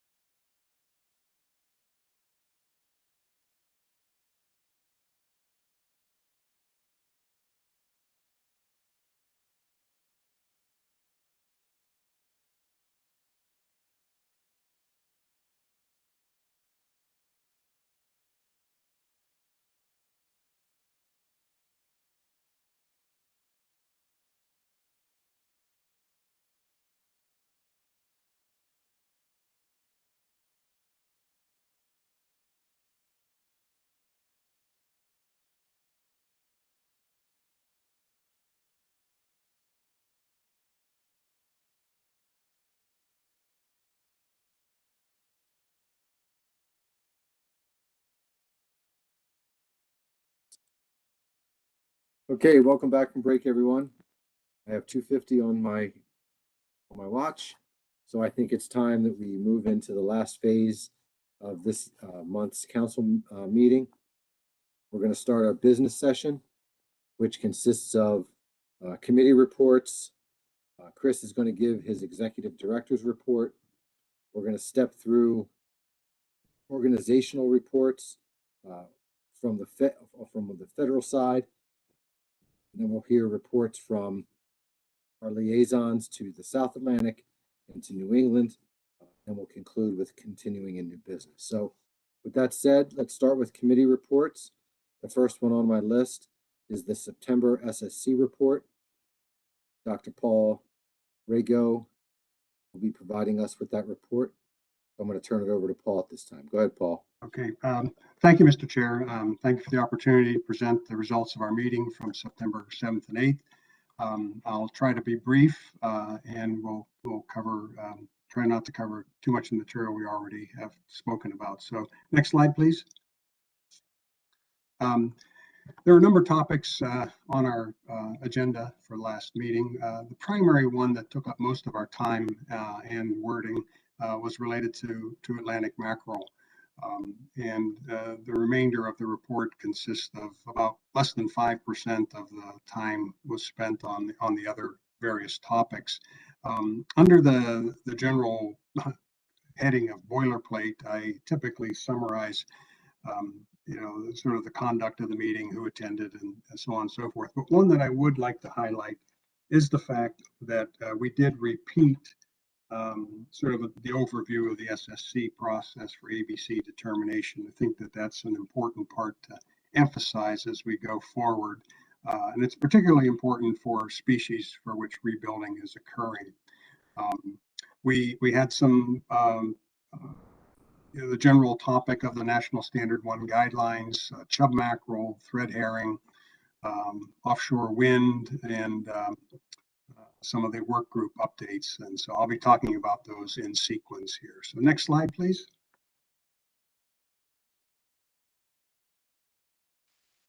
Okay, we did hear from very interesting presentation from some folks at headquarters, NIMS, about the new guidelines for ACLs for data limited stocks. And one of the provisions there are known as the flexibilities.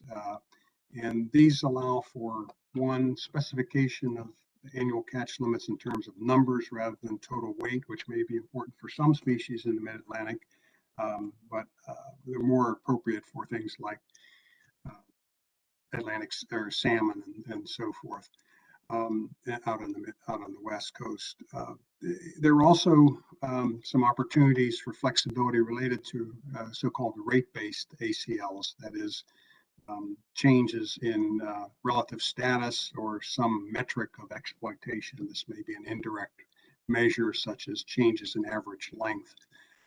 One of the aspects that the SSC noted that's important in this exercise is that when you rely on something like length composition, you also rely very heavily on a proper sampling design.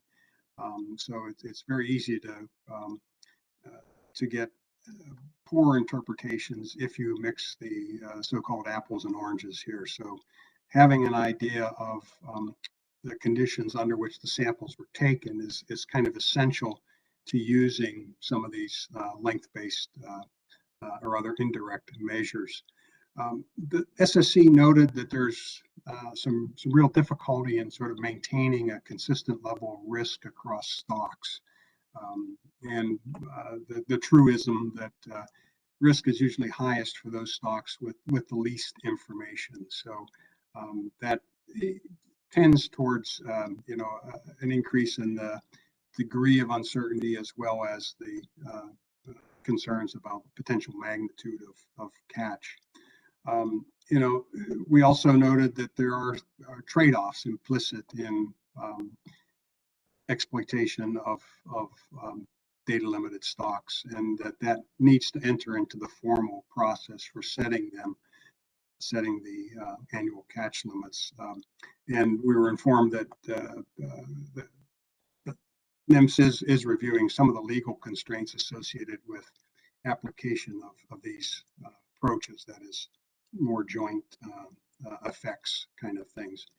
And then finally, although there were a lot of different flow charts presented in terms of how to proceed with the application of ACLs for data limited stocks, more often than not, we're going to be dealing with less than desirable levels of information. That is, we'll be wanting for some more data intensive or model based estimates.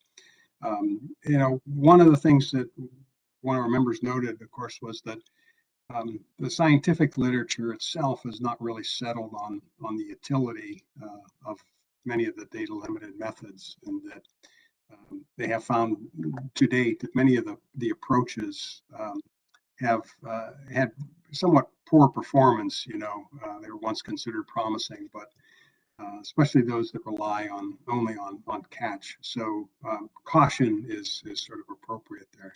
Next slide, please.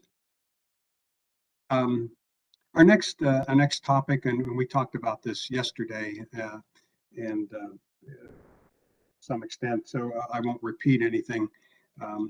Walter Gurley's diet composition study.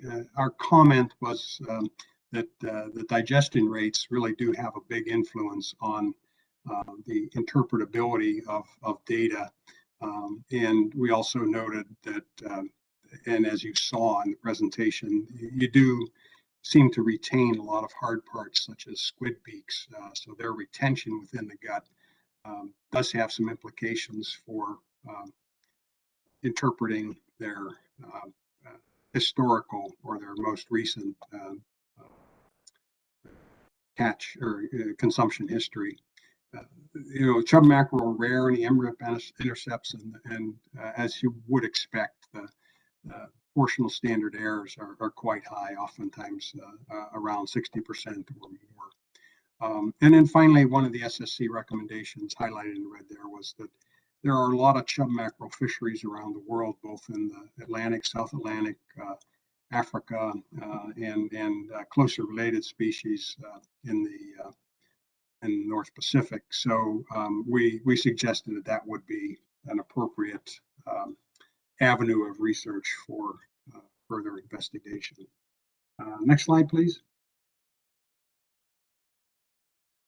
On Monday, I met with the EOP and provided some background information on the SSC's decision related to the thread herring exempted fishing permit. Of course, we noted it's a data limited stock, it's a southern species, and it is a pelagic species, which is oftentimes very difficult to assess.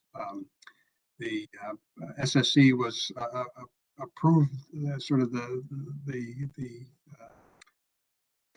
collection of samples, the early involvement of scientific advisors as part of this process, and it also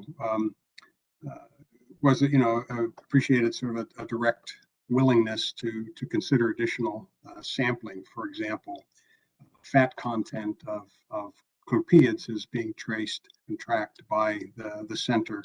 They're beginning to develop a longer term time series. This might be an important part of the monitoring program for thread herring.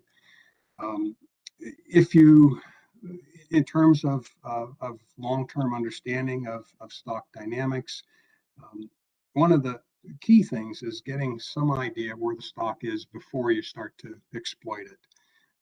We don't have that for too many fisheries in the Northeast. The concept of a virgin fishery doesn't translate well to the Northeast. So, we came in late in the game and have been looking at stock dynamics well after exploitation had altered our perception of that population. In terms of what the SSC requested or encouraged was, just a greater synthesis of other surveys, particularly NEOMAP, incidental state surveys, Chesapeake Bay, and so forth. We were fortunate to have some good expertise about their historical presence in Chesapeake Bay. That it would be important to explicitly consider, the basis for estimating that scientific uncertainty and future management of the resource. But it all begins with collecting data, and collecting data at the initial stages, I think, is an important aspect of this. In particular, data collected at the port can really give you much better estimates of the composition of retained bycatch, that is, other small silvery fish that aren't easily separated, and in most instances cannot be separated when captured during at-sea operations. So this will help to address some of the concerns that may arise associated with interactions with other species. Next slide, please. We had 5 presentations on wind energy, and the focus here was on impact studies. So there were basically some syntheses of what has been done to date, and some guidelines for developing successful impact studies. One of them, of course, is the early engagement with stakeholders, having a sound statistical design, such as before-after control impact type approaches, and then a analysis or summary of what are the limits of detectability for significant impacts. It's all well and good to study them, but if you don't really know what you can detect, what you can measure, at the end of the day, you don't have a lot of information, and so that does help ground some of these studies. One of the interesting things that the SSC noted was that there was a simulation model developed by scientists at Rutgers, and it was looking at behavior of fishing vessels, notably clam vessels, clam quahog vessels, and looking at the impacts of displacement on not only the effort distribution but also the revenue. These were a function or part of rather detailed explorations with commercial fishermen on those impacts, and things like this could certainly have utility going to other fleets, other species. So we were encouraged by that work. One of the presenters emphasized the importance of aligning and standardizing monitoring across multiple projects, much like you try to standardize sampling surveys, across over a sampling domain such as the continental shelf. You also want to these various impact studies have metrics that might allow for future analyses of composite or cumulative effects. The SSC noted and discussed sort of the utility of reviewing information not only from EU wind development, but also oil rigs and other petrostructures, as we call them, in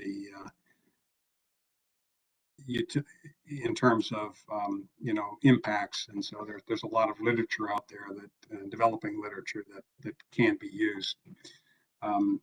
It was noted that in some instances the scientific monitoring itself can have influences on fishing operations, especially safety, and that was brought up by during the public comments as well.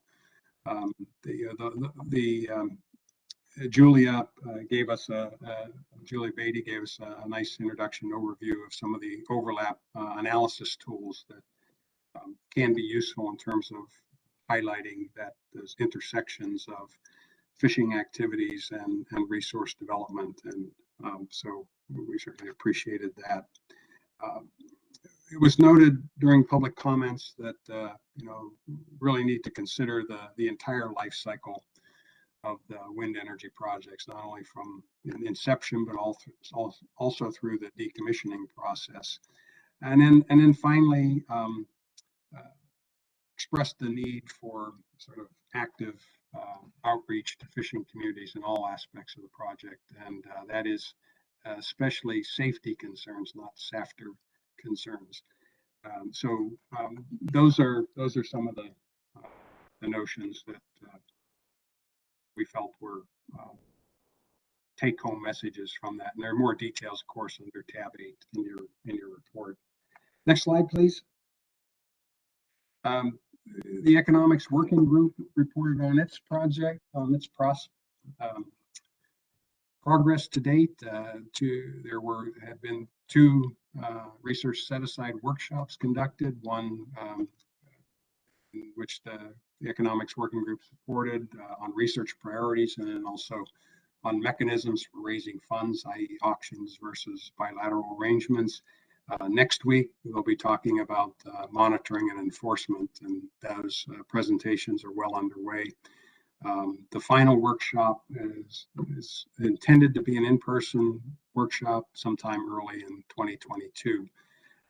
One of the interesting findings from the group is that the economic advantages of auctions oftentimes decline as you impose progressively more restrictive regulatory restrictions on their implementation. So that was kind of an important take-home message, as well as we had a lot of participation by past participants in the program, which gave a good perspective on ways to move forward. Emphasis at a future time. Next slide, please. The other working group of the SSC is the Ecosystem Working Group. That is just recently sort of inaugurated and has had a couple of meetings, but its purpose is to operationalize, if you will, the State of the Ecosystem report and translate many of the key findings we find of great interest into actual decisions. It does enter through the evaluation of the uncertainty in the overfishing limit, that is the OFLCV. So we think that may, so particularly things like Atlantic mackerel may be a good poster child for this type of process. And we discussed the value of both simulations and management strategy evaluation methods to be used. And then it was also noted that there are some meta-analyses underway, that is synthesis of multiple studies. And again, one of our SSC members has a study of that may be relevant. And so the final slide, next slide, please. Just under other business, we noted the schedule of the research track assessments. You've been apprised of those previously, and urged coordination with the Ecosystem Working Group along the way so that we can avoid any potential duplication of effort. With respect to the meetings of the SSC themselves, there was some discussion about the value of the webinar meetings. It certainly has improved attendance, and many individuals expressed the desire that they should continue, at least for some of the meetings. We did recommend an in-person meeting in 2022, but those might be most likely oriented towards meetings where we had a very heavy stock assessment review load, such as our July meeting tends to be.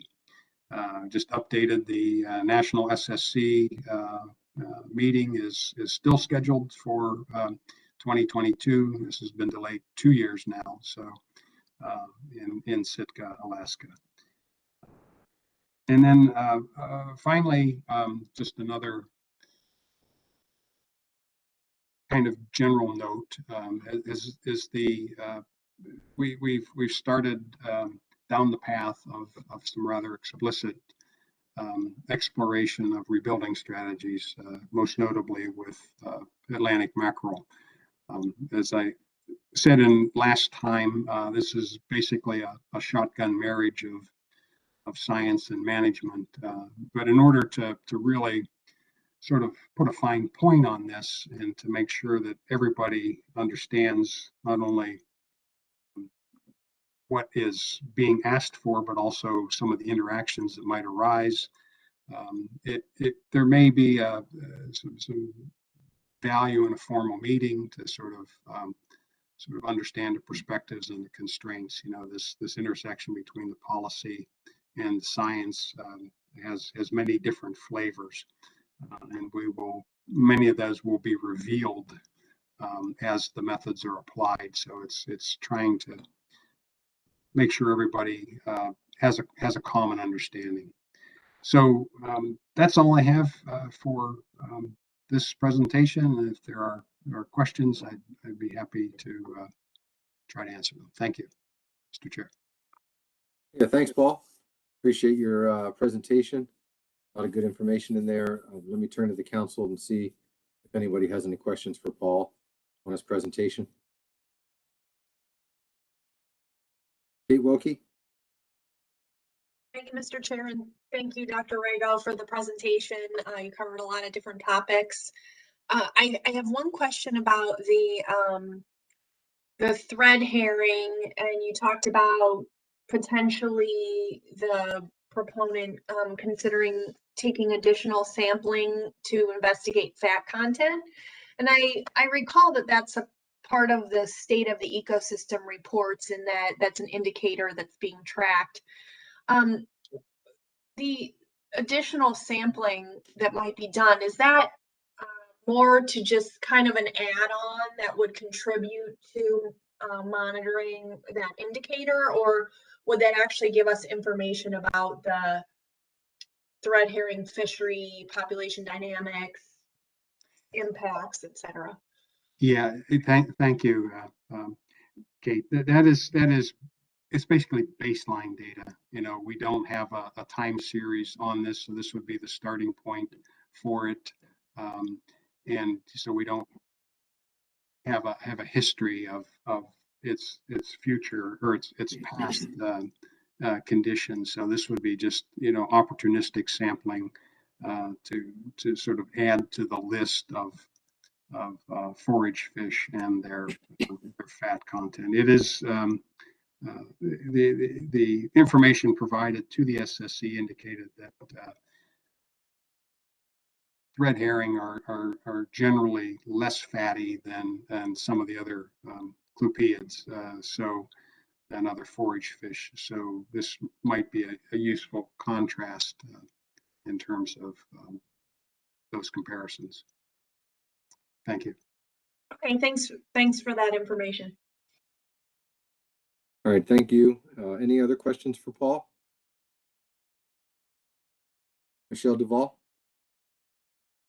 Thank you, Mr. Chair. Not a question, really just a comment to, you know, express support for what Dr. Rago mentioned with respect to rebuilding plans and the collaboration amongst, you know, different groups, scientists, managers, and stakeholders. And, you know, I definitely look forward to, you know, what the SSC has to offer in terms of, you know, beginning that type of process. I think our conversation yesterday about mackerel certainly, you know, illustrated the need for that type of conversation. So I just wanted to express support for that. Thanks.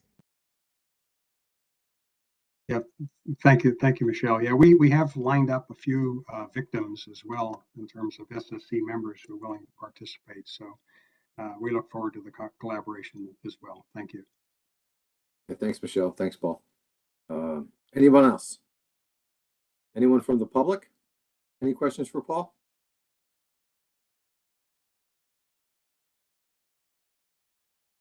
Okay, seeing no hands at this time, Paul, thanks for your presentation. Okay, thank you, Mr. Chair. And we'll go ahead and move on to the next committee report, which is executive committee report. So as council chair, I chair the executive committee, and we met on Tuesday, October 5th in the morning. The entire morning session was dedicated to executive committee meetings. The first one was a closed session. And during that closed session, we received feedback from the Spiny Dogfish Committee through Sunny Gwynn regarding recommendations for additional members to fill vacancy appointments on the Spiny Dogfish Advisory Panel. There were a number of individuals who had applied, and the reason why we extended the application process for Spiny Dogfish was because we just didn't have as much interest as we had hoped for during our initial refilling of those vacancy seats months ago. And so the executive committee discussed the recommendations from the Spiny Dogfish Committee and provided their own thoughts on who to accept for those vacancies and who possibly not to move forward. So I need to take that into consideration and work with Wes to decide ultimately who we're going to move forward on that advisory panel. And I hope to get that done within the next few days, early into next week, and get that out to Chris so he can pass the word along to the individuals who have been approved to become part of that advisory panel. So that was the first thing that we did on Tuesday morning. Secondly, we opened the floor, or we opened the doors, and we had an open session discussion. I think there were a number of you who are not on the executive committee who listened in, and that's completely fine. I welcome that. Chris Moore went through a review on 2021's implementation plan. He went through actions, items, and deliverables from 2021 and provided that kind of progress to date to the executive committee on the points that we had approved back in December of last year on things that the council wanted to see get done this year. I will say that almost everything that we had hoped for has happened. There were a few things that were delayed, and still some work ongoing for 2021, but we're still in October. There's a few months still ahead of us, and hopefully most of that will get done. We then jumped into a review of staff recommendations for the 2022 actions and deliverables. This came up today as we talked earlier about putting certain action items into our 2022 implementation plan. And so it is only a draft at this point. The executive committee provided some feedback on things. There was a motion or two to move a few things around that did not pass.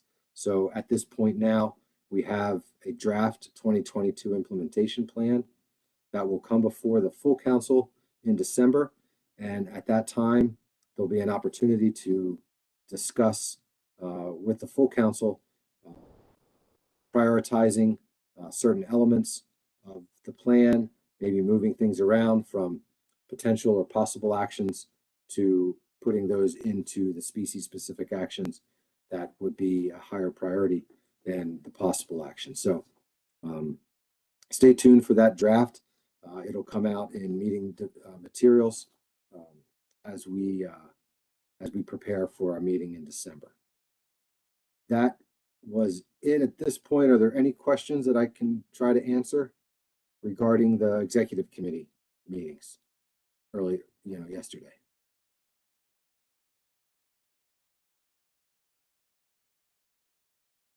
Okay, I don't see any hands at this time.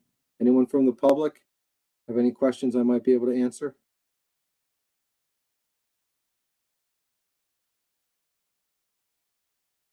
Okay. Seeing none, you guys have me off the hook here. All right, so that concludes our committee reports. And next, I'd like to turn the floor over to Chris Moore for his executive director's report. Thank you, Mr. Chair. Hello, everyone. There's a number of items behind tab 9 that I'm going to reference here for the next 10 or 15 minutes. Mary, if you could help me by scrolling along, that'd be great. First thing behind the tab is the 2021 planned council topics.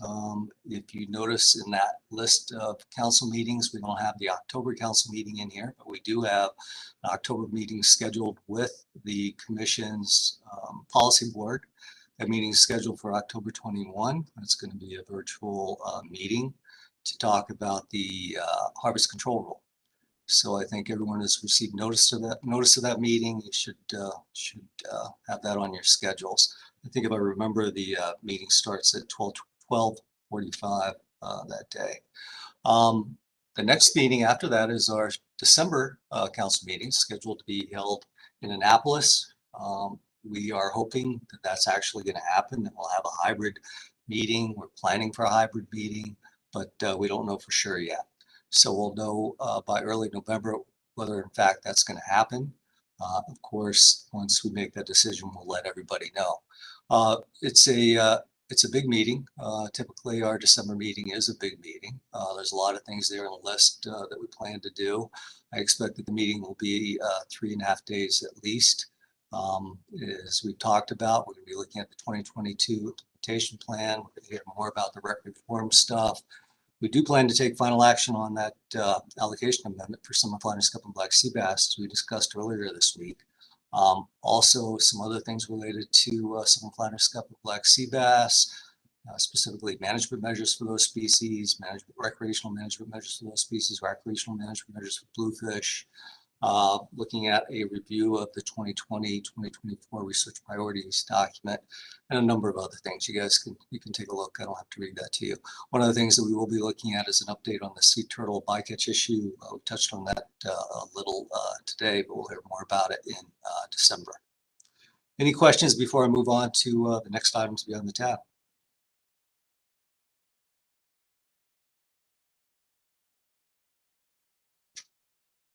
Okay. Yeah, Chris, let me just say something. I think what we've done in the past is I'll just go on mute, and if you could call hands that come up, it'll just save the back and forth. But I also want to say to the members of the public, when Chris asks for any questions on something he provided, please feel free to raise your hand as well. We'll start with council members and then switch over to the public. But I'll just leave it up to you, Chris, to call on hand so we don't have to keep going back and forth. Sounds good. Thank you.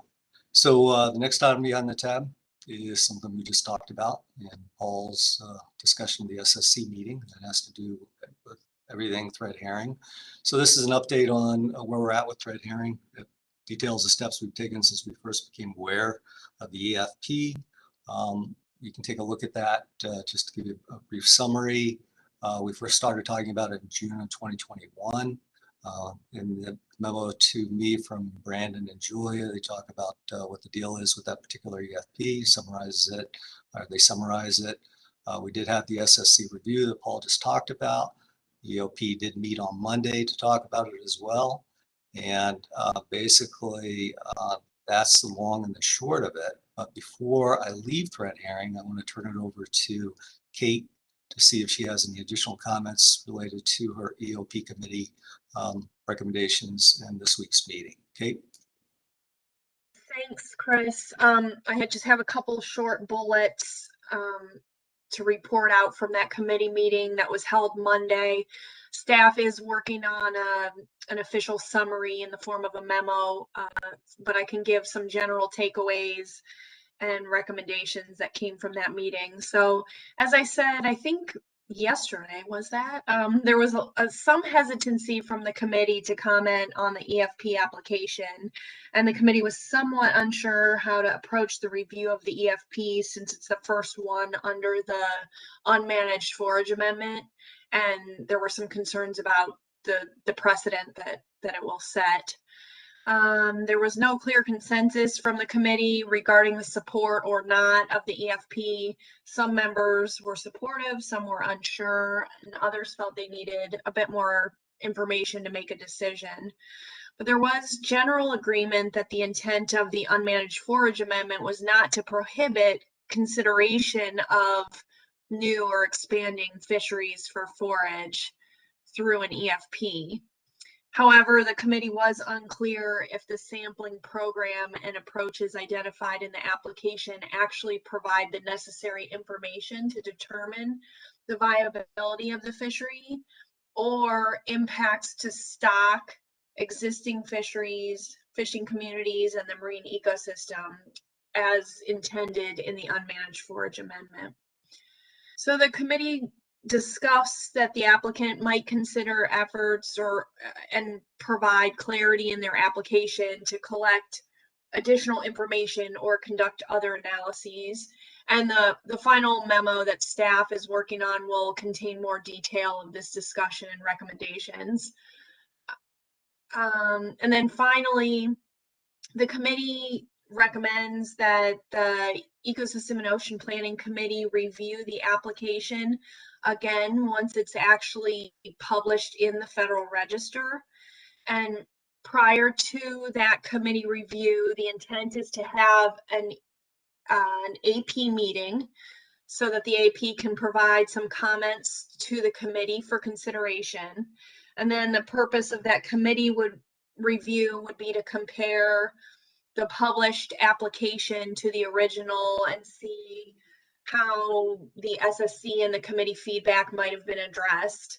And then the committee could provide feedback and recommendations at a future council meeting, and the council would decide whether or not to submit comments and support or not the EFP application. So that's all I had from the committee meeting on Monday. Thanks. Thank you, Kate. Before we move on, given our prior discussions on thread herring, I think we've talked about it quite a bit, but does anybody have any questions for me or Kate or Julia about thread herring? What we plan to do?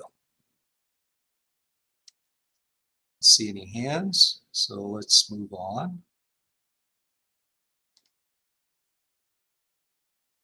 The next item behind the tab is a document that you have been seeing at all of our council meetings, and this is our offshore wind energy update memo from Julia.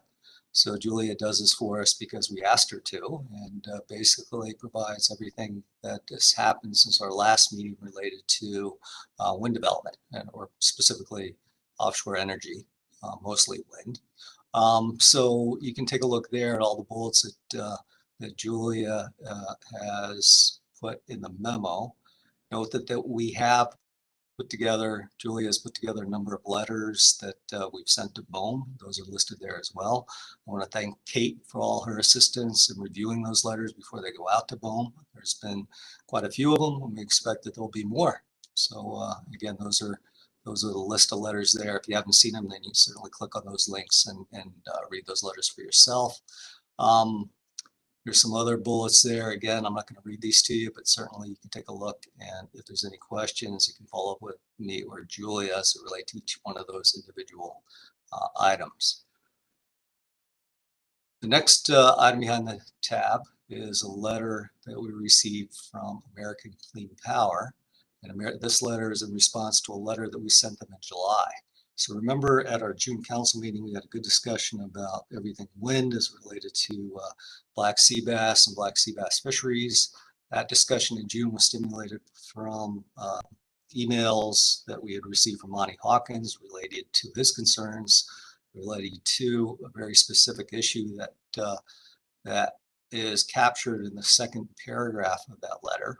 So that basically in our letter, we said the council requested all offshore wind developers suspend the use of sub-bottom profilers during the period from September 15th through November 15th in order to avoid potential impacts to the recreational fishery for black sea bass.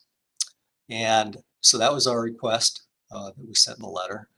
The response is captured in the next paragraph from them. It basically says, we would appreciate your time and would appreciate a further discussion.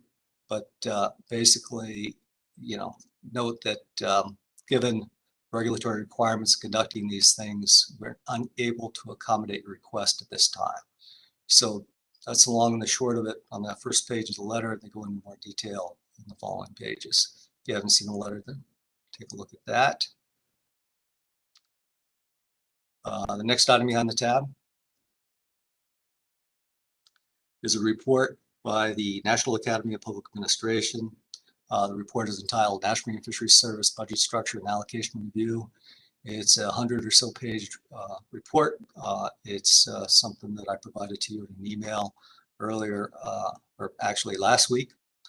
It's also linked to our briefing book on this our website, so take a look at it if you haven't had a chance. There's a lot of good information in the documents and some interesting background, as well as some good recommendations that the APA has made to NIFS.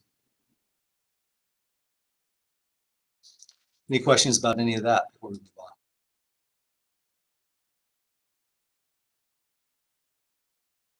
on? Okay, not seeing any. Moving on. The next item behind the tab is a letter to Sam Rauch from the Council Coordination Committee that basically asks that we have more direct involvement, we being the councils have more direct involvement with the ESA process, ESA Section 7 process. It says basically that first paragraph, we met in May, we discussed the implementation status of the policy directive that NIMS has put together on the integration of Endangered Species Act Section 7 with the Magnuson-Stevens Act process. ESA is something that we've had limited involvement with, although we're starting to talk more about it, as evident by our discussion today as it relates to right whales. And there's a request there that basically that we have close coordination with NIMS as it works on these ESA consultations for fisheries.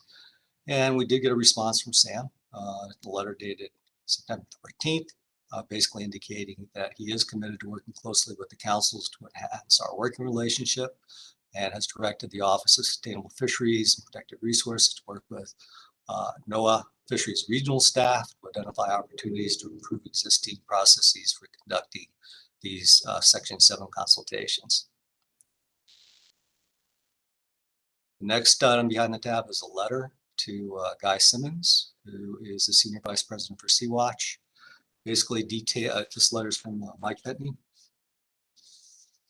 and it basically indicates the need for Sea-Watch to revise their AFP application to conduct the at-sea paralytic shellfish poisoning testing in the closed area scallop access area that they requested. The basic response or the basic request is they scale back the proposed operations related to this particular EFP. To our knowledge, Sea-Watch has not resubmitted the application, and there hasn't been a response back from Guy. Any questions about any of that?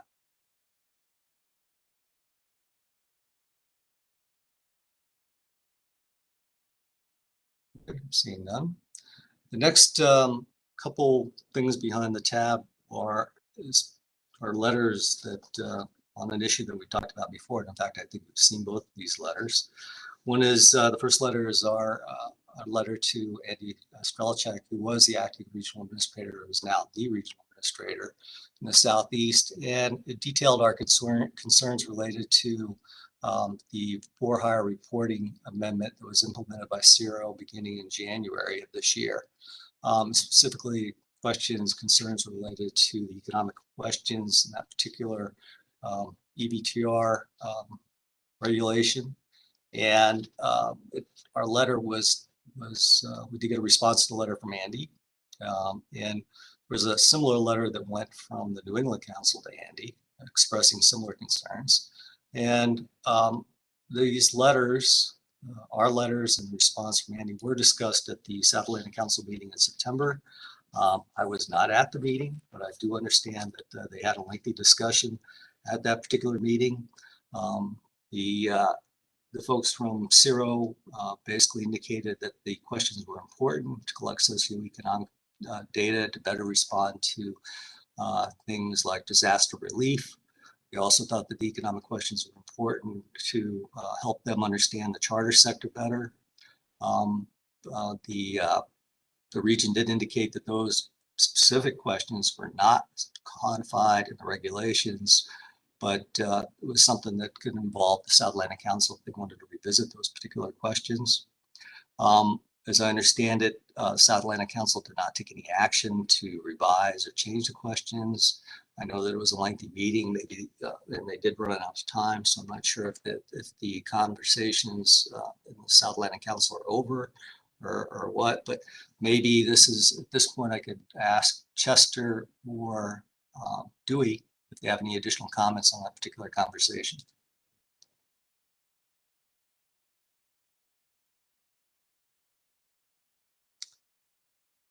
Chester or Dewey, you have any additional comments? This is Chester, and I was going to say you're right. There was a very long conversation about this and the letter. I don't think that the council really has taken a strong position one way or the other, but there was a lot of discussion with regard to the data that would be useful, particularly from the economic standpoint, if we continued on with the reporting as we've set it up. So I think the council was leaning towards, leaving the requirements in place, but I don't think there's been any specific action taken on it. With that, I'll mute myself. Okay, thank you, Chester. Any questions or comments before we move on?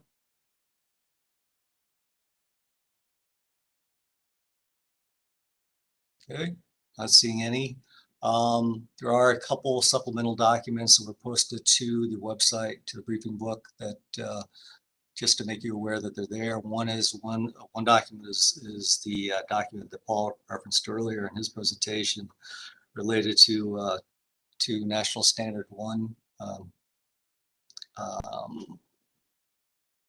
guidance. Basically, this was our letter to Mary McPherson, thanking her for the opportunity to provide comments on the technical guidance tech memo.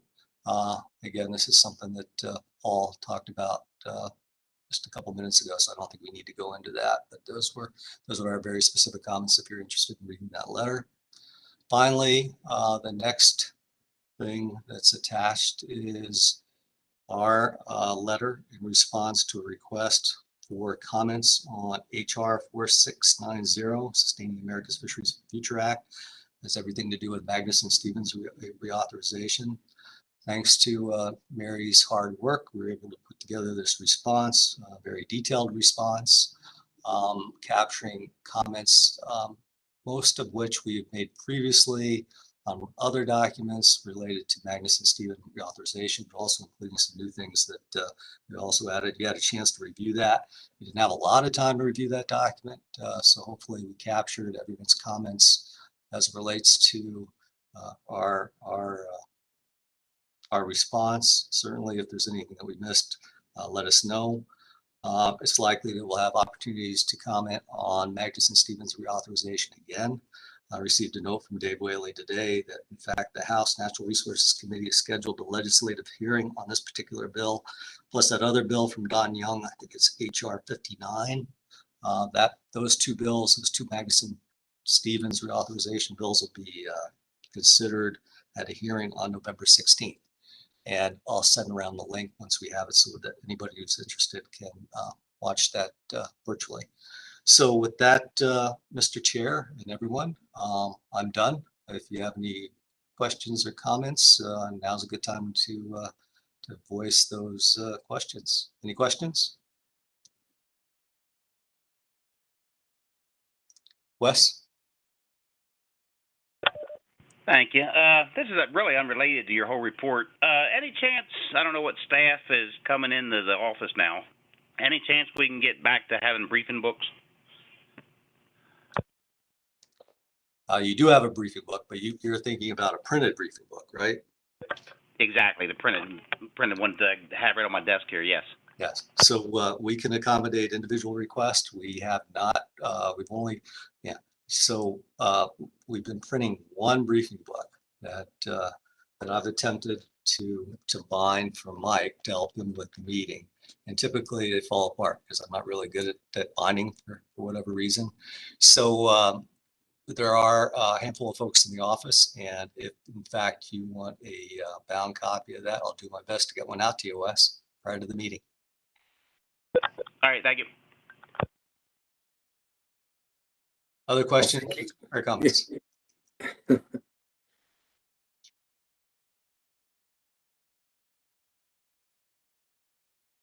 Okay, I think that's it. Mr. Chair, back to you. Thank you.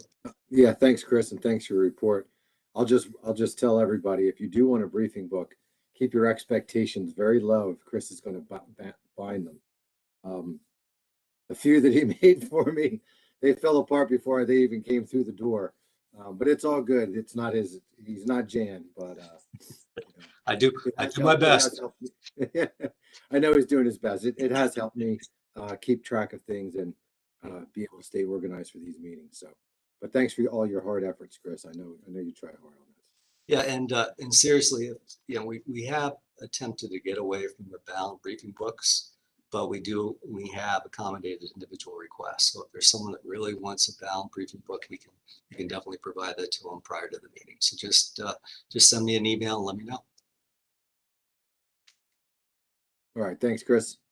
Okay, thanks for your report. Let's go ahead and move on to organizational reports. We'll start with the regional office, Mike Penny. Thank you, Mr. Chair. I have a few things to touch base on with everybody on, and as always, be happy to take questions at the end of my report. Chris has already mentioned that in December, we will be providing a full briefing for the council on an issue of potential measures that we are examining to reduce the incidental capture of sea turtles in some of our trawl fisheries. This is kind of the next phase on from the biological opinion that you heard Bill Barnhill speak to, although it's not focused on sea scallops, it's focused on some of our other trawl fisheries.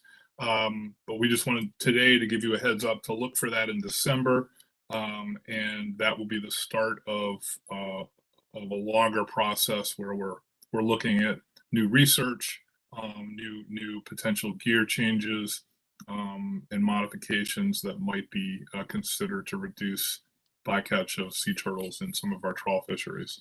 So look for that in December, as Chris mentioned. Want to remind everybody that coming up in November next month is the deadline to transition from our paper VTRs to electronic VTRs. Since the last meeting that we held in August, we have been sending multiple email announcements to all of our permitted vessel owners who are still using paper VTRs. We have held 7 industry-focused webinars providing training on our Fish Online and the ACCSP's eTrips applications. In addition to those, and those are each hosted by one of our port agents, in the hopes that fishermen who know our port agents and are comfortable with them would be comfortable joining the webinar with sort of their port agent. Those webinars are recorded and available for viewing at any time on our webpage. We have also held a number of one-on-one and small group training sessions with our port agents. They've actually done 66 training sessions on local docks and responded to almost 900 phone calls or emails related to the EVTR transition. We have done a lot of these email announcements and will continue to do so. In fact, there was one that went out just a little bit today, just a little bit ago today, announcing, looks like 6 webinars over the next month from Deckhand Pro. They will be running a number of webinars on their application. And then, as you all know, the Mid-Atlantic Council also has a webinar, an EVTR training webinar next week on October 12th. So that's where we are with EVTRs, although we do have quite a ways to go. Looking at the number of reports submitted this year, the majority are still being submitted on paper. So with just over a month to go, we have quite a bit of work to do to get the rest of the industry transitioned over. Moving on to Bluefish, we published a notice of availability for Amendment 7 on September 1st, and September 13th, we published the proposed rule. This is the Comprehensive Reallocation and Rebuilding Amendment. The comment period on the proposed rule ends on October 13th, and the notice of availability comment period ends on November 1st. Once those comment periods end, we will be making a decision relative to approving the amendment. We'll inform the council, and then we'll get working on, a final rule. Moving to SCUP, on September 24th, we published our annual temporary rule that adjusts the winter to quota period quota. So for 2021, the initial winter 2 quota was just over 3.2 million. And the best available data indicated that about 3.4 million pounds remained from winter 1 quota. So we have transferred that amount into winter 2, providing a new winter 2 quota of almost 6.7 million pounds. And we've increased the possession limit from 12,000 pounds per trip to 21,000 pounds. That new possession limit was effective October 1st through the end of the year. On September 9th, we published a notice of availability for Amendment 21 to the Atlantic Sea Scallop FMP. And on October 5th, we published the proposed rule. This one is really focused on Northern Gulf of Maine management. So it really doesn't affect too many people down here, but it is a scallop action. And so the notice of availability comment period ends November 8th. And the proposed rule comment period ends November 4th. And then we'll make a decision and get a final rule out. Let's see, a couple more things of interest. We had a request by the New England Council relative to some control dates for this Northeast skate fishery. And so we published a notice in the Federal Register at the end of August that rescinds the existing control dates for both the wing fishery and the skate bait fisheries. Those were July 30th, 2009 and March 31st, 2014, respectively. So we have rescinded those, meaning that there is currently no control date on record for either of the skate fisheries. Should the New England Council decide at some point to explore some form of limited access for one or both of those fisheries, I would expect that they would first request that we establish a new control date, but they have not done so. We are soliciting proposals under the Scallop Research Set-Aside Program. Applications for that are due by October 22nd, and we will evaluate the proposals as we always do for technical merit and management relevance, and make our selections by August 1st of next year. We have awarded roughly $2.2 million in grants to support 12 projects under our bycatch reduction engineering program.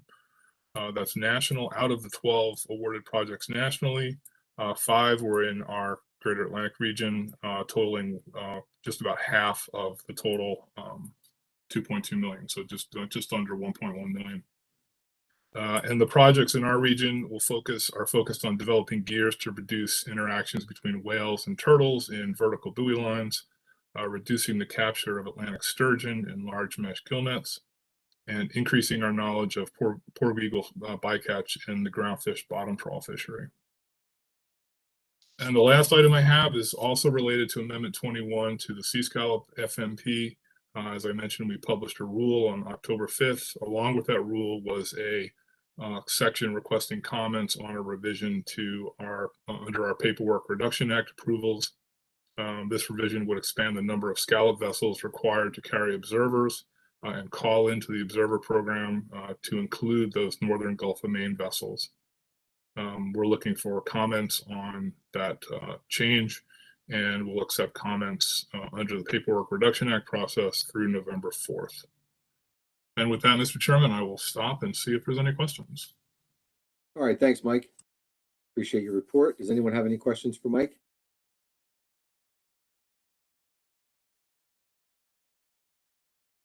Okay, seeing no hands at this time, does anyone from the public have anything they want to ask Mike about?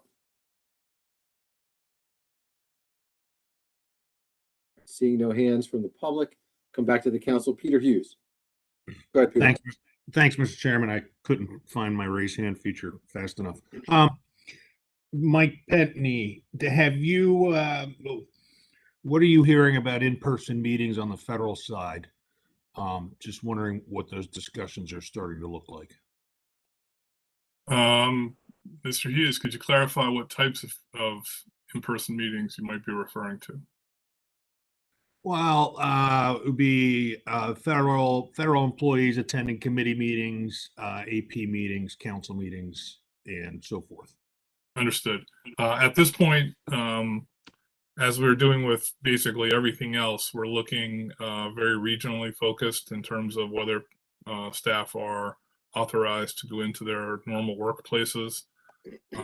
And generally, given trends and status, most, if not all of our facilities in Garfield are at phase 0, which means mandatory telework, except for mission essential work.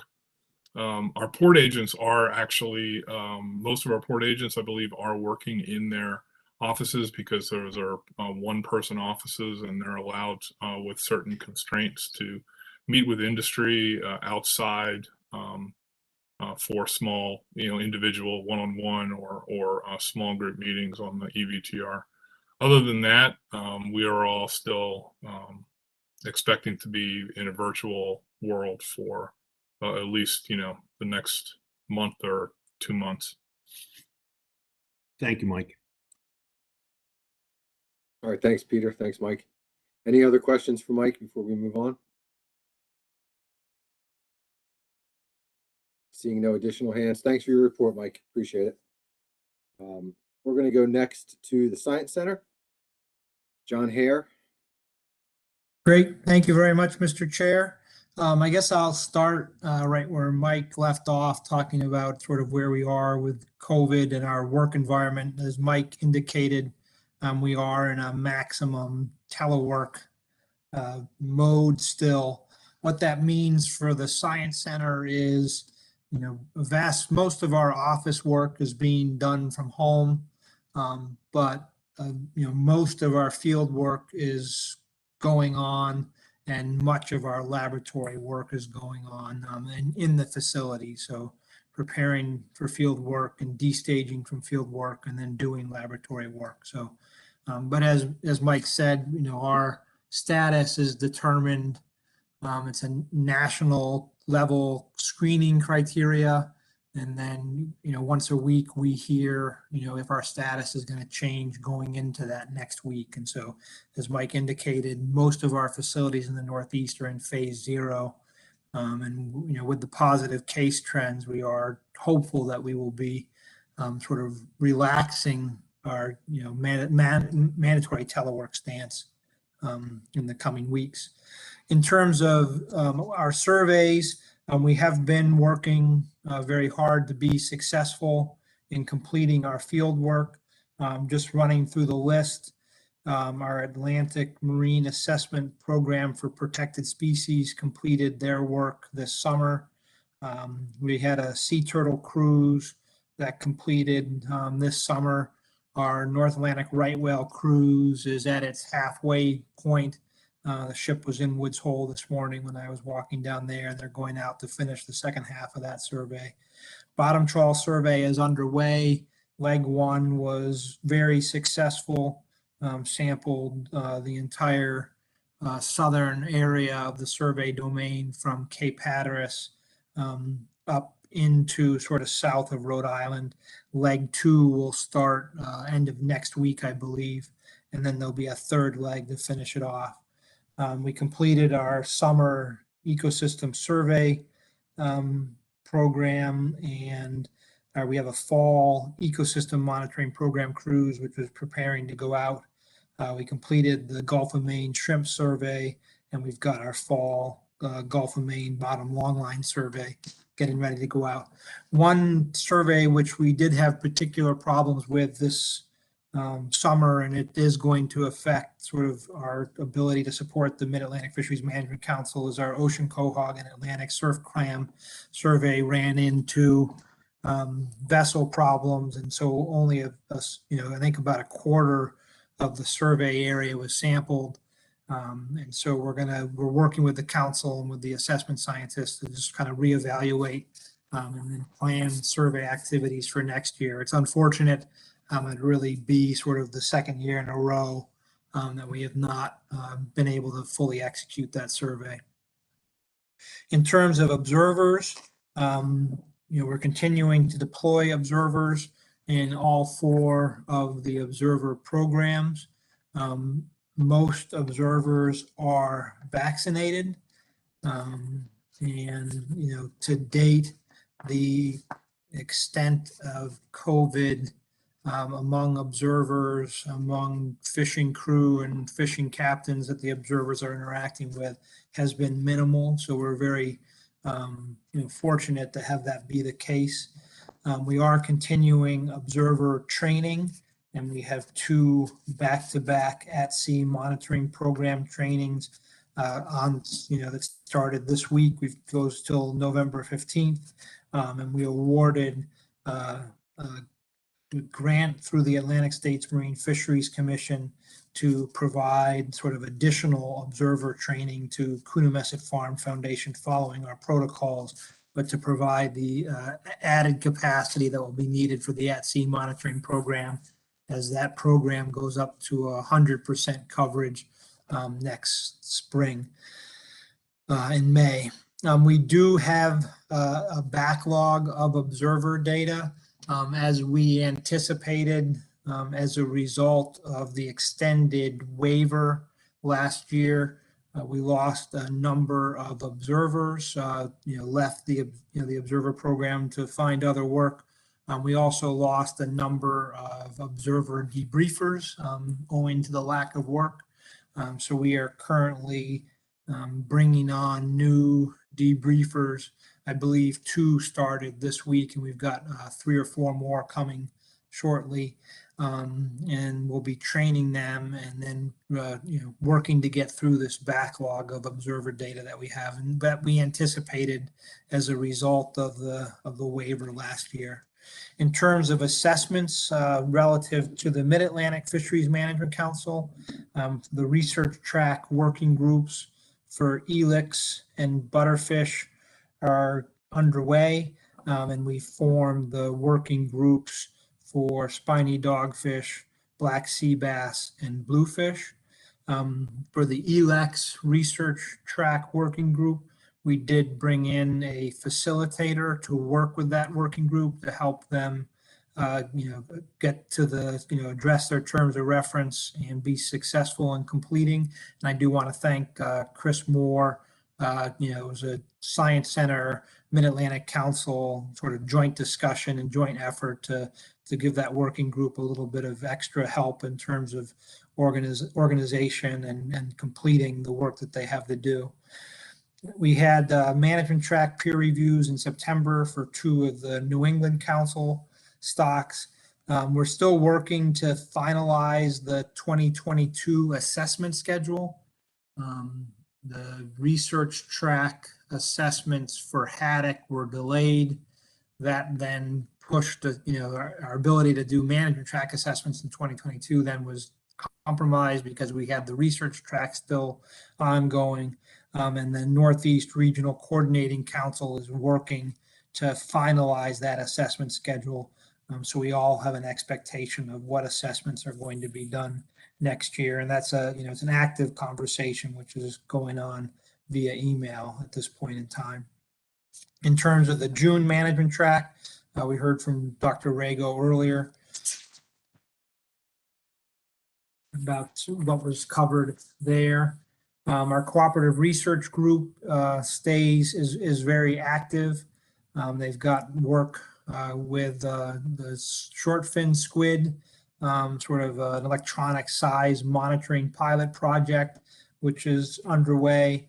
They're getting ready for their bottom long line survey.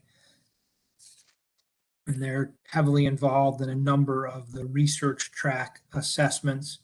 The study fleet, the Flounders 5 software, there's a new version coming out, but we're working to make sure that it is consistent with the EVTR reporting requirements. And so the release date for that new version is uncertain at this point.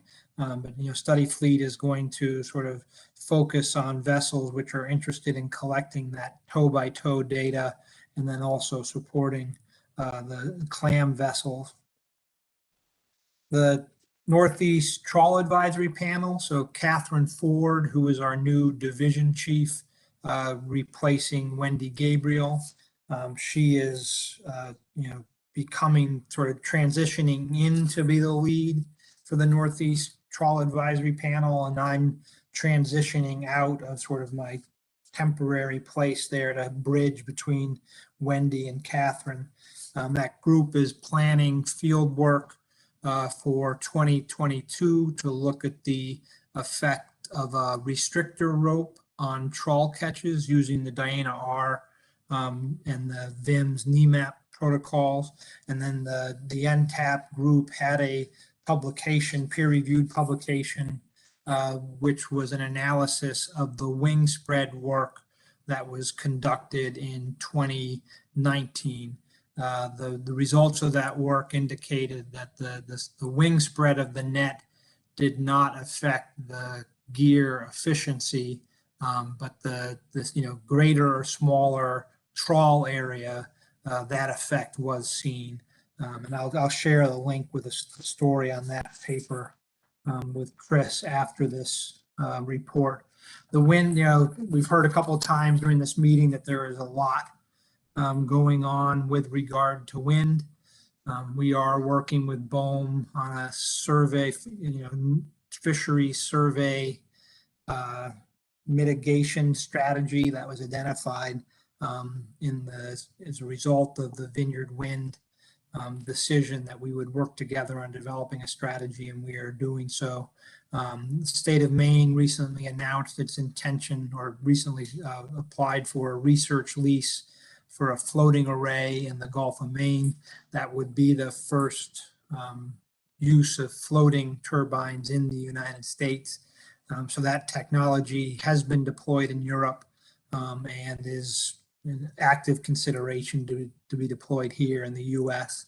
There are 2 workshops which are being planned to sort of conduct an evaluation of the effect of wind energy development on our bottom trawl survey. This work is being done in partnership with BOEM. They've provided us funding to conduct these workshops. And those are sort of end of October, and I'd be happy to provide anyone with more information about those if they are interested. There is going to be a council representative. There's a council representative on the steering committee for those workshops, but I do not have that individual's name. In terms of our ecosystem-based fisheries management efforts, working with the Mid-Atlantic Council, I feel shows the success of the ecosystem-based fisheries management approach. And I think it shows it nationally. So I'm frequently talking about the success that we are having working with you on ecosystem-based fisheries management approaches. And the scenario planning effort is also continues to gain visibility, and we're very excited to be able to work together on that effort as well. We've heard a lot about the right whales. Colleen and Marissa gave their presentation, so I won't talk much about that. We've got our survey out now, and then our aerial surveys will be starting back up in sort of mid to late October. Once the plane is in region from the Aircraft Operations Center in Florida. And we also, we send out our monthly science highlights. It's part of the, the government delivery system. And if anyone is interested in receiving those, just send me an email and I can send you the link to sign up for those. So that's my report. Mr. Chair, and I'm happy to take any questions. All right, thanks, John.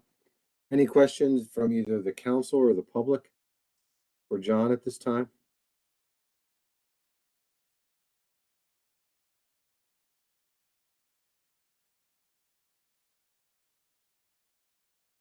Hey, John, I think you're off the hook. There are no hands that have come up. So thanks again for your report. And I think we'll move on to our next report, which is NOAA's Office of General Counsel. John Almeida is with us. So I'm going to turn the floor over to you, John. Thank you, Mr. Chair. In terms of river herring litigation, we only have one active case relating to river herring at this point, and this is the case brought by the Natural Resources Defense Council in the District of Columbia. And this, you may recall, is about the 2019 determination that ESA listing was not warranted for alewife or blueback herring. At this point, the parties are briefing summary judgment motions, and that briefing will conclude with NMFS's final reply brief on November 19th. At that point, the court could call a hearing or just decide it on the papers, but we're looking at wrapping up briefing on that case in the next month. You may recall the lawsuit on the New England Council's Amendment 8 to the Herring FMP brought by the Sustainable Fisheries Coalition. And they are specifically challenging the inshore midwater trawl restricted area that amendment set up. That case is fully briefed before the court. We're just waiting for a decision. Similarly, we're waiting for a decision on the New York summer flounder lawsuit. That was about this council's Amendment 21, the commercial allocation amendment. It's fully briefed and we're waiting for a decision from the court. Right whale litigation. You may recall the case in the District of Columbia before Judge Boasberg, where Judge Boasberg ruled that the 2014 biological opinion was deficient, and the agency issued a new biological opinion. And now the case has moved into a new phase where the plaintiffs have amended their complaint to challenge the new biological opinion as well as the new MMPA rule that was finalized in September. So basically that case is starting over, challenging those new agency actions. And the answer to the complaint is due on November 9th. And that'll kick off then basically a new case on those the biological opinion in the final rule. Pro se litigant Max Strahan also filed a lawsuit in the District of Columbia alleging violations of the ESA and MMPA by NMFS and its administration of the federal lobster fishery. Last week, Mr. Strahan filed an amended complaint, but this week it appears that he withdrew the amended complaint, so it's not entirely clear where this case stands. And DOJ is trying to get some clarification from the court on where things stand. There's a new right whale lawsuit brought in the District of Maine by the Maine Lobstering Union. And this case challenges the provisions of the new MMPA rule that close an area of Lobster Management Area 1 in the Gulf of Maine. It's a seasonal closure to vertical buoy lines from October to January. These plaintiffs have filed a motion for a temporary restraining order and preliminary injunction to stop these provisions from going into effect later this month. The court has scheduled a hearing on the motion for an injunction for next Friday, October 15th. You may recall two lawsuits challenging the New England Council's industry-funded monitoring amendment. The first case was brought in the District of Columbia, Loper Bright Fisheries Incorporated. You may recall that the district court ruled in favor of NMFS on the parties' motions for summary judgment. The plaintiffs in that case have filed an appeal to the DC Circuit. and we are waiting for a briefing schedule from the DC Circuit. The second case, also challenging the New England Council's industry funded monitoring amendment, Relentless Incorporated, brought by Relentless Incorporated. That one was filed in the District of Rhode Island, and we recently got another favorable ruling for NIMS on September 20th. The plaintiffs in that case have until November 19th to file a notice of appeal to the First Circuit. So if there's no appeal filed, by November 19th, then that case will be done. The lawsuit on Gulf of Maine and Georges Bank cod specifications, Conservation Law Foundation v. Raimondo. Summary judgment briefing is completed and we're still waiting on a ruling from the court. The sea turtle litigation, some discussion earlier about the scallop biop, and it's been the subject of extensive litigation brought by Oceana. At this point, with the new biological opinion completed on the scallop FMP, NIMS notified the court that had happened, that there was a new biological opinion. And at this point, the parties are in discussions about what happens next. And so the case has been stayed until November 11th while the parties confer on what happens next in the litigation. The other sea turtle case, this one was related to the batched fisheries biological opinion, and NIMS issued a new batched fisheries biological opinion, and the court determined that what NIMS had done satisfied what the court was looking for. You may recall that the plaintiffs appealed that decision to the DC Circuit, but in light of the new biological opinion, NIMS moved to dismiss the appeal, which the court granted on October 4th. So that case is now done. Mr. Chair, that's all I have to report. If anyone has any questions, I'd be happy to try to answer them. All right, thanks, John, for your report. Anyone from either the council or the public have any questions for John regarding the details of his report?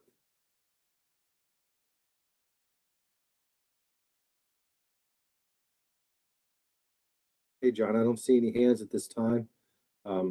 So thanks again for your report. I'm going to move on to NOAA's Office of Law Enforcement. And I thought I saw Caleb Gilbert's name on the list. Caleb, yeah, there you are. Caleb, I'm going to turn the floor over to you. Oh, thank you, Mr. Chairman. I apologize. I neglected my mic check earlier. Can you hear me okay? Yeah, you sound good. All right, sounds good. I'd like to start by at least attempting to address a question raised to OLE at the August meeting, where a council member asked if I could break down or had a sense of the disposition, recreational commercial of the HMS summary settlements listed in Table 2 of the OLE written report for that meeting. In an attempt to respond to that question, we added a new column titled Trip Type into the table 2 of the written report for this meeting. That's starting on page 9 if anyone wants to look at it. Thank you, Mary, for posting that up on the website. Just to go over briefly, there we broke down individual summary settlement violations into recreational, commercial, and also added for hire violations for additional transparency. In addition, we provided data in this new column for all summary settlement violations listed, not just the HMS violations. I'm happy to go over the methodology in more detail now if the council prefers. I don't know if it's been a long day, if we're limited on time, but the explanation for the methodology is in the written report. I don't know how you feel, Mr. Chairman, or anyone else. Well, what I'd say, Caleb, is if the methodology is in there, let's let the council have an opportunity to take a look at that.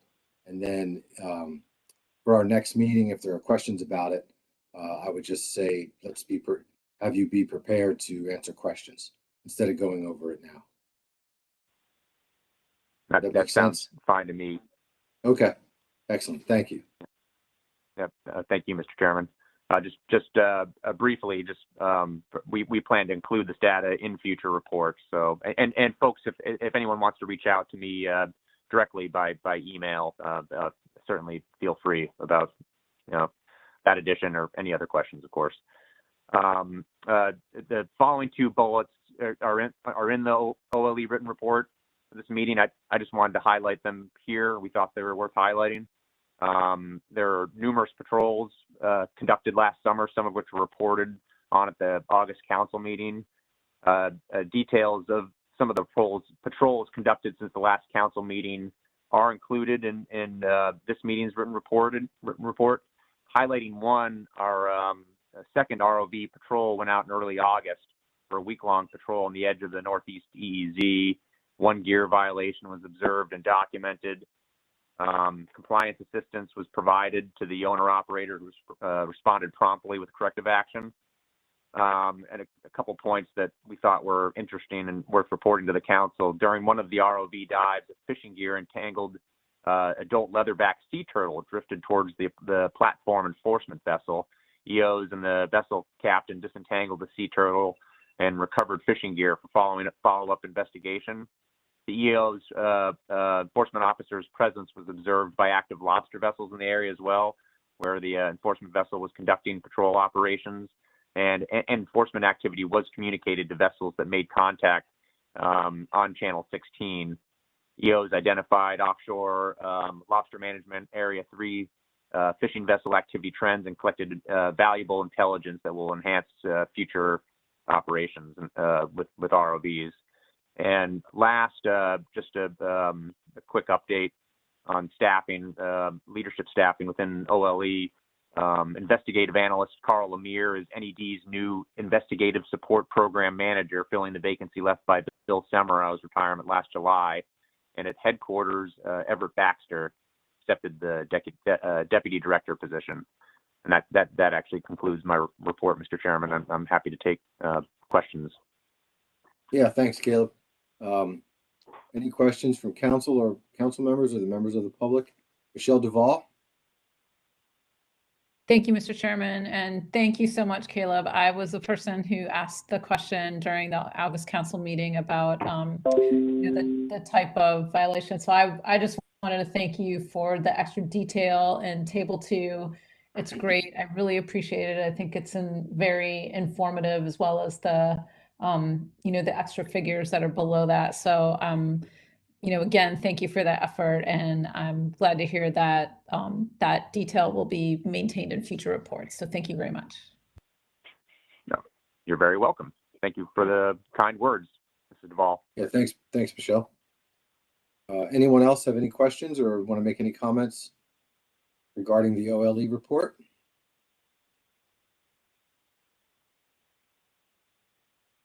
Okay, I don't see any other hands, Caleb, so I think we're going to go ahead and move on. Thanks for your report this afternoon.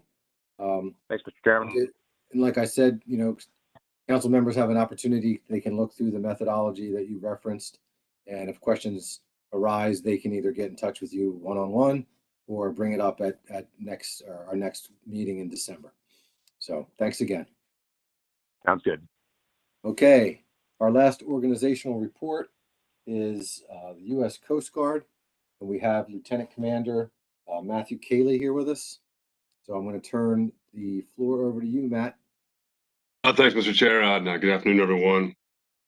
And a couple highlights on the enforcement report from the Coast Guard through August and September. We conducted 132 boardings for fisheries enforcement. I included a breakdown of the species that were targeted during those boardings. Mostly were summer flounder, black sea bass, and howler migratory species during those 2 months. We did have one violation. A scalper engaged in fishing without proper gear on board in accordance with his permit, the master's permit. To date, we've had 21 violations throughout the course of the fiscal year, which is fairly consistent with what we've had in previous years. We had one marine protected species support case.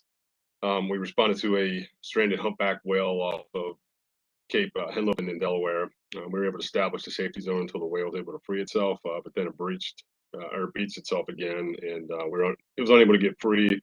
And NOAA determined that further assistance was not possible, so we ended up euthanizing the whale. We had called a commercial fishing vessel safety efforts. We conducted 44 exams. We issued 40 decals, and we didn't have any commercial fishing vessel safety terminations over the past 2 months. On the search and rescue front, we had one case involving flooding, where we had a fishing vessel flooded while it was underway off of New Jersey. We had a station respond and head out and escort it back in without any further assistance needed. So with that, that concludes our Coast Guard report for the past 2 months, subject to 20 questions. Thank you. Okay, thank you, Matthew. Does anybody have any questions? Anybody from the council or the public for Matthew on his Coast Guard report?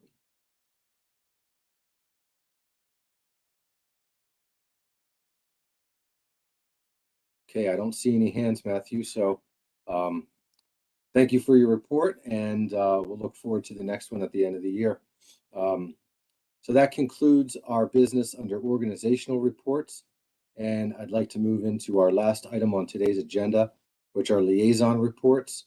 We're going to start with the New England report, and I'm going to turn to Peter Hughes, who is our New England liaison to the Mid, or from the Mid. And Peter, I'll turn it over to you first, and then if Eric, if you have anything you want to add to Peter's report, I'll come to you next. But go ahead, Peter. Thank you, Mr. Chairman. This is from the September New England Council meeting that ended less than a week ago. So they do not have a lot of press releases out yet on what took place at the council meeting. But I do have some notes that I'd like to go over with you. So we did hear a couple of times this meeting that Eric Reed is now the new chairman of the New England Council, and Rick Bellavance is the vice chairman. The council also swore in 4 new incoming council members, 2 of them from Maine, 1 from Massachusetts, and 1 of them from Connecticut. There is a press release on that announcement, and that can be found within my liaison report. For their herring agenda item, the council took final action on Framework Adjustment 9, which addresses a rebuilding plan to address the overfish status of Atlantic herring and adjustments of herring accountability measures, such as payback provisions. Framework 9 will now be submitted to the agency as approved by the council. For their scallop agenda item, we received an update on Framework 34. You heard Mr. Pentney say that Amendment 21, there was a notice of that had come out yesterday. So we also received a summary of the 2021 scallop survey results. It looks as though most of the access area trips will probably take place out in closed area 2, which is that area that's way off to the east and borders Canada. The surveys did find a good sign of recruitment in the northwestern Hudson Canyon area, but where that recruitment is taking place just so happens to overlay one of the wind energy areas that I believe is scheduled to be leased to go out to auction. There was really no action taken, and this was just an update to the council. For groundfish, we received an update on Framework 21 or Framework 63 that includes the 2022 tax for the U.S.-Canada shared resources on Georges Bank, the 2022 through 23 specifications for Georges Bank yellowtail flounder, the 2022 through 2024 specifications for Georges Bank cod and Gulf of Maine cod. They're possibly adjusting the 2022 specs for Georges Bank and Gulf of Maine haddock. Adjustments of the 2022 specs for white hake based on a rebuilding plan, measures to promote stock rebuilding and alternatives for setting groundfish default specifications. This is one where the summary of the motions and the press release have not been released yet. At least I haven't seen them yet. But I can certainly forward that release to Chris to circulate if people have additional interest in groundfish. For monkfish agenda item, we received a report on the discard estimation methods. And the council, by unanimous consent, voted to request that the NRCC and the NEFSC maintain their timeline and complete a 2022 monkfish stock assessment. That'll be important going forward when the two councils develop management measures in the near future. For skates, the council took final action on the 2022-2023 skate specification and chose alternative 2, which sets a 37,236 metric ton fishery. This action has now been submitted to National Marine Fisheries Service. For whiting, council took action based on PDT and AP recommendations in the annual monitoring report that the council should advise the regional administrator to not make the automatic adjustment to the Southern Red Hake TAL trigger because of 2020 catch overages.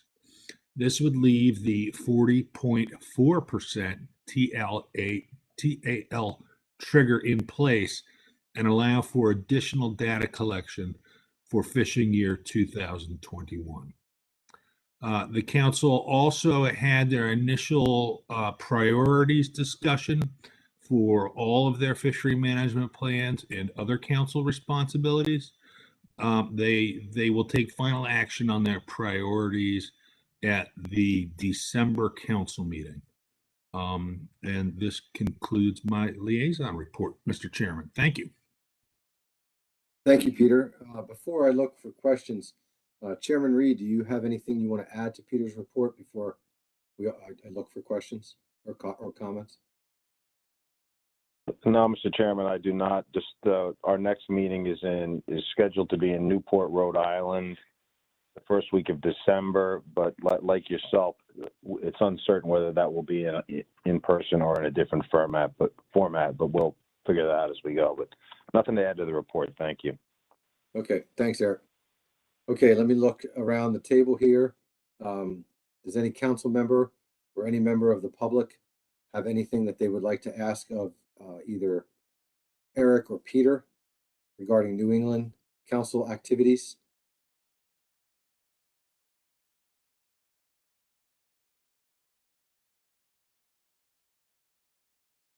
Hey, I don't see any hands at this time. So Peter, thanks for your report.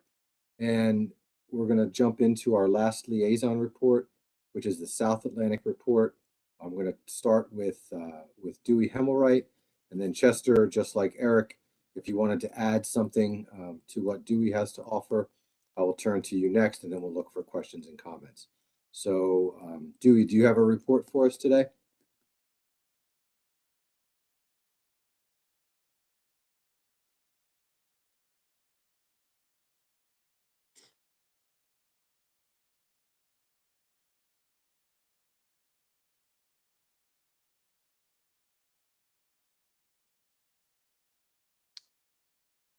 Okay, I don't see, I'm looking through the names. Looks like Dewey may have dropped off or he's just not here with us right now. So let me ask Chester. Where's Chester here? Let's make sure he's with us too. I'm here. You're there. Okay. Chester, do you want to provide just, any summary information about work that's been ongoing down in the South Atlantic for us, and then we'll turn to the council and public? Yeah, I was asked to be liaison kind of at the last minute, so I don't have any prepared remarks or That's okay. slides or anything like that. So I'm going from memory. And there were really two main items that were discussed and acted upon. The first one was controversial. It had to do with the Ocalina Bank, and the shrimp trawl guys had years and years and years ago, when the boundaries for that marine protected area were set up, had said, well, wait a minute, you've included some of our most important fishing grounds, and there's no coral there. Those grounds have been dragged for decades. But the council was far enough along in the fishery management plan that they didn't want to go back and start again.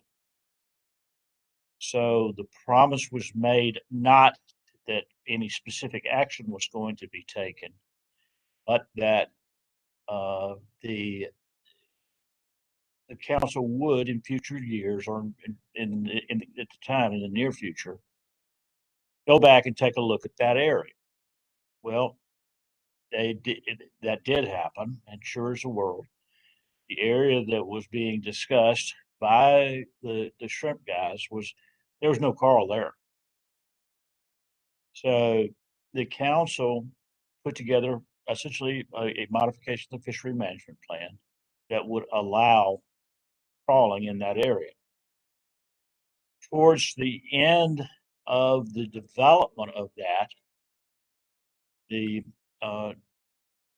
concerns were raised that that area, while it may not contain coral, is, quote, perhaps too close to the Ocalina Bank, and that debris from the trawling activities might get up and adversely affect the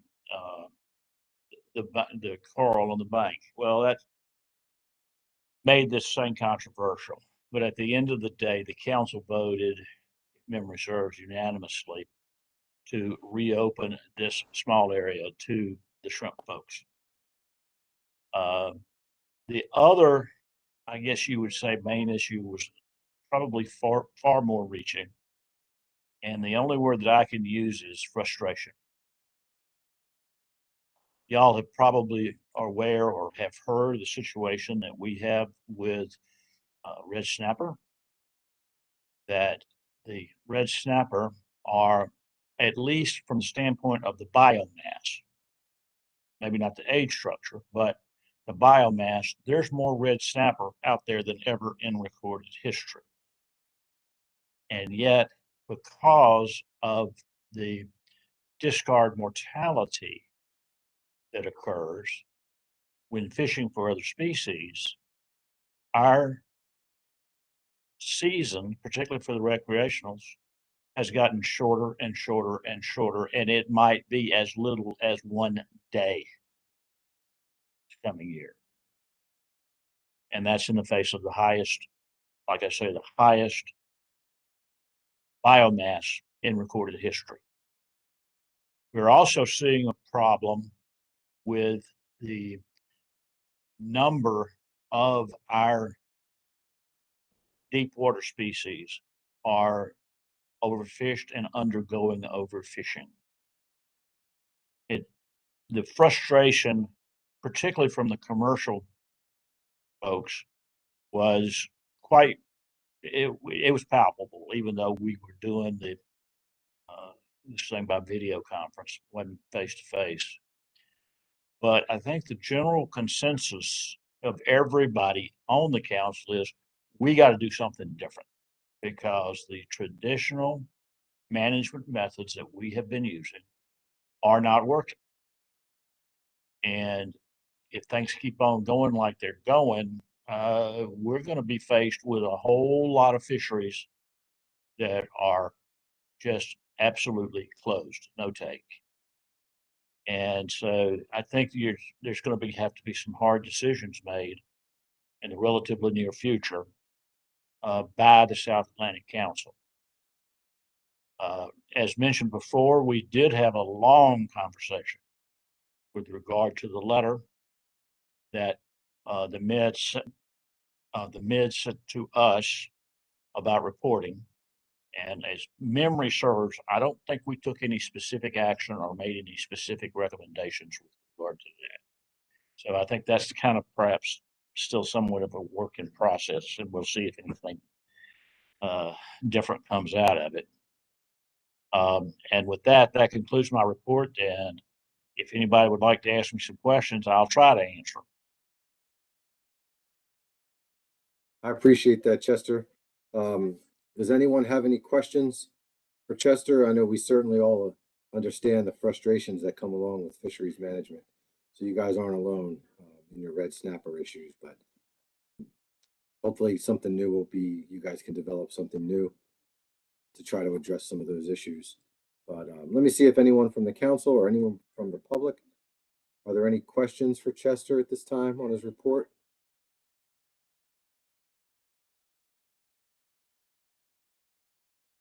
Okay, I don't see any hands coming up. So Chester, thanks for being with us this week. Thank you for your report. Oh, and thank you. And I've learned a lot. I really have. Great. So enjoyed Hopefully being we'll be back with you. for another meeting sometime. Well, I might well do that. I might well do All that. right. I don't make those decisions. Our chairperson makes those decisions, but I got you. Okay. I certainly won't refuse. Great. See you later. Bye. All right. Take care, Chester. Thank you. Okay, that concludes our business under liaison reports. Moving on to continuing and new business. Two council members, is there any continuing and new business to come before the council at this time?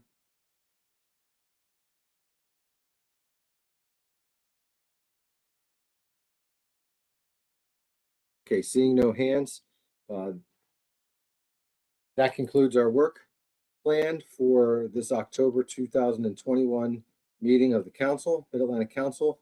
I would like to just say that I hope all of you will have a fantastic holiday season coming up with Thanksgiving, and hopefully we'll be able to get together here in my backyard in Annapolis in December. Chris and I and Wes will have to talk about how that might work depending on the COVID situation in this region. So hopefully we'll all get to see each other before Christmas, but please be safe, and thank you all for your participation this week, and I'll look forward to hopefully seeing you all soon. Meeting is adjourned. Thank you. Thank you. Thanks, everyone. Take care. Thank you.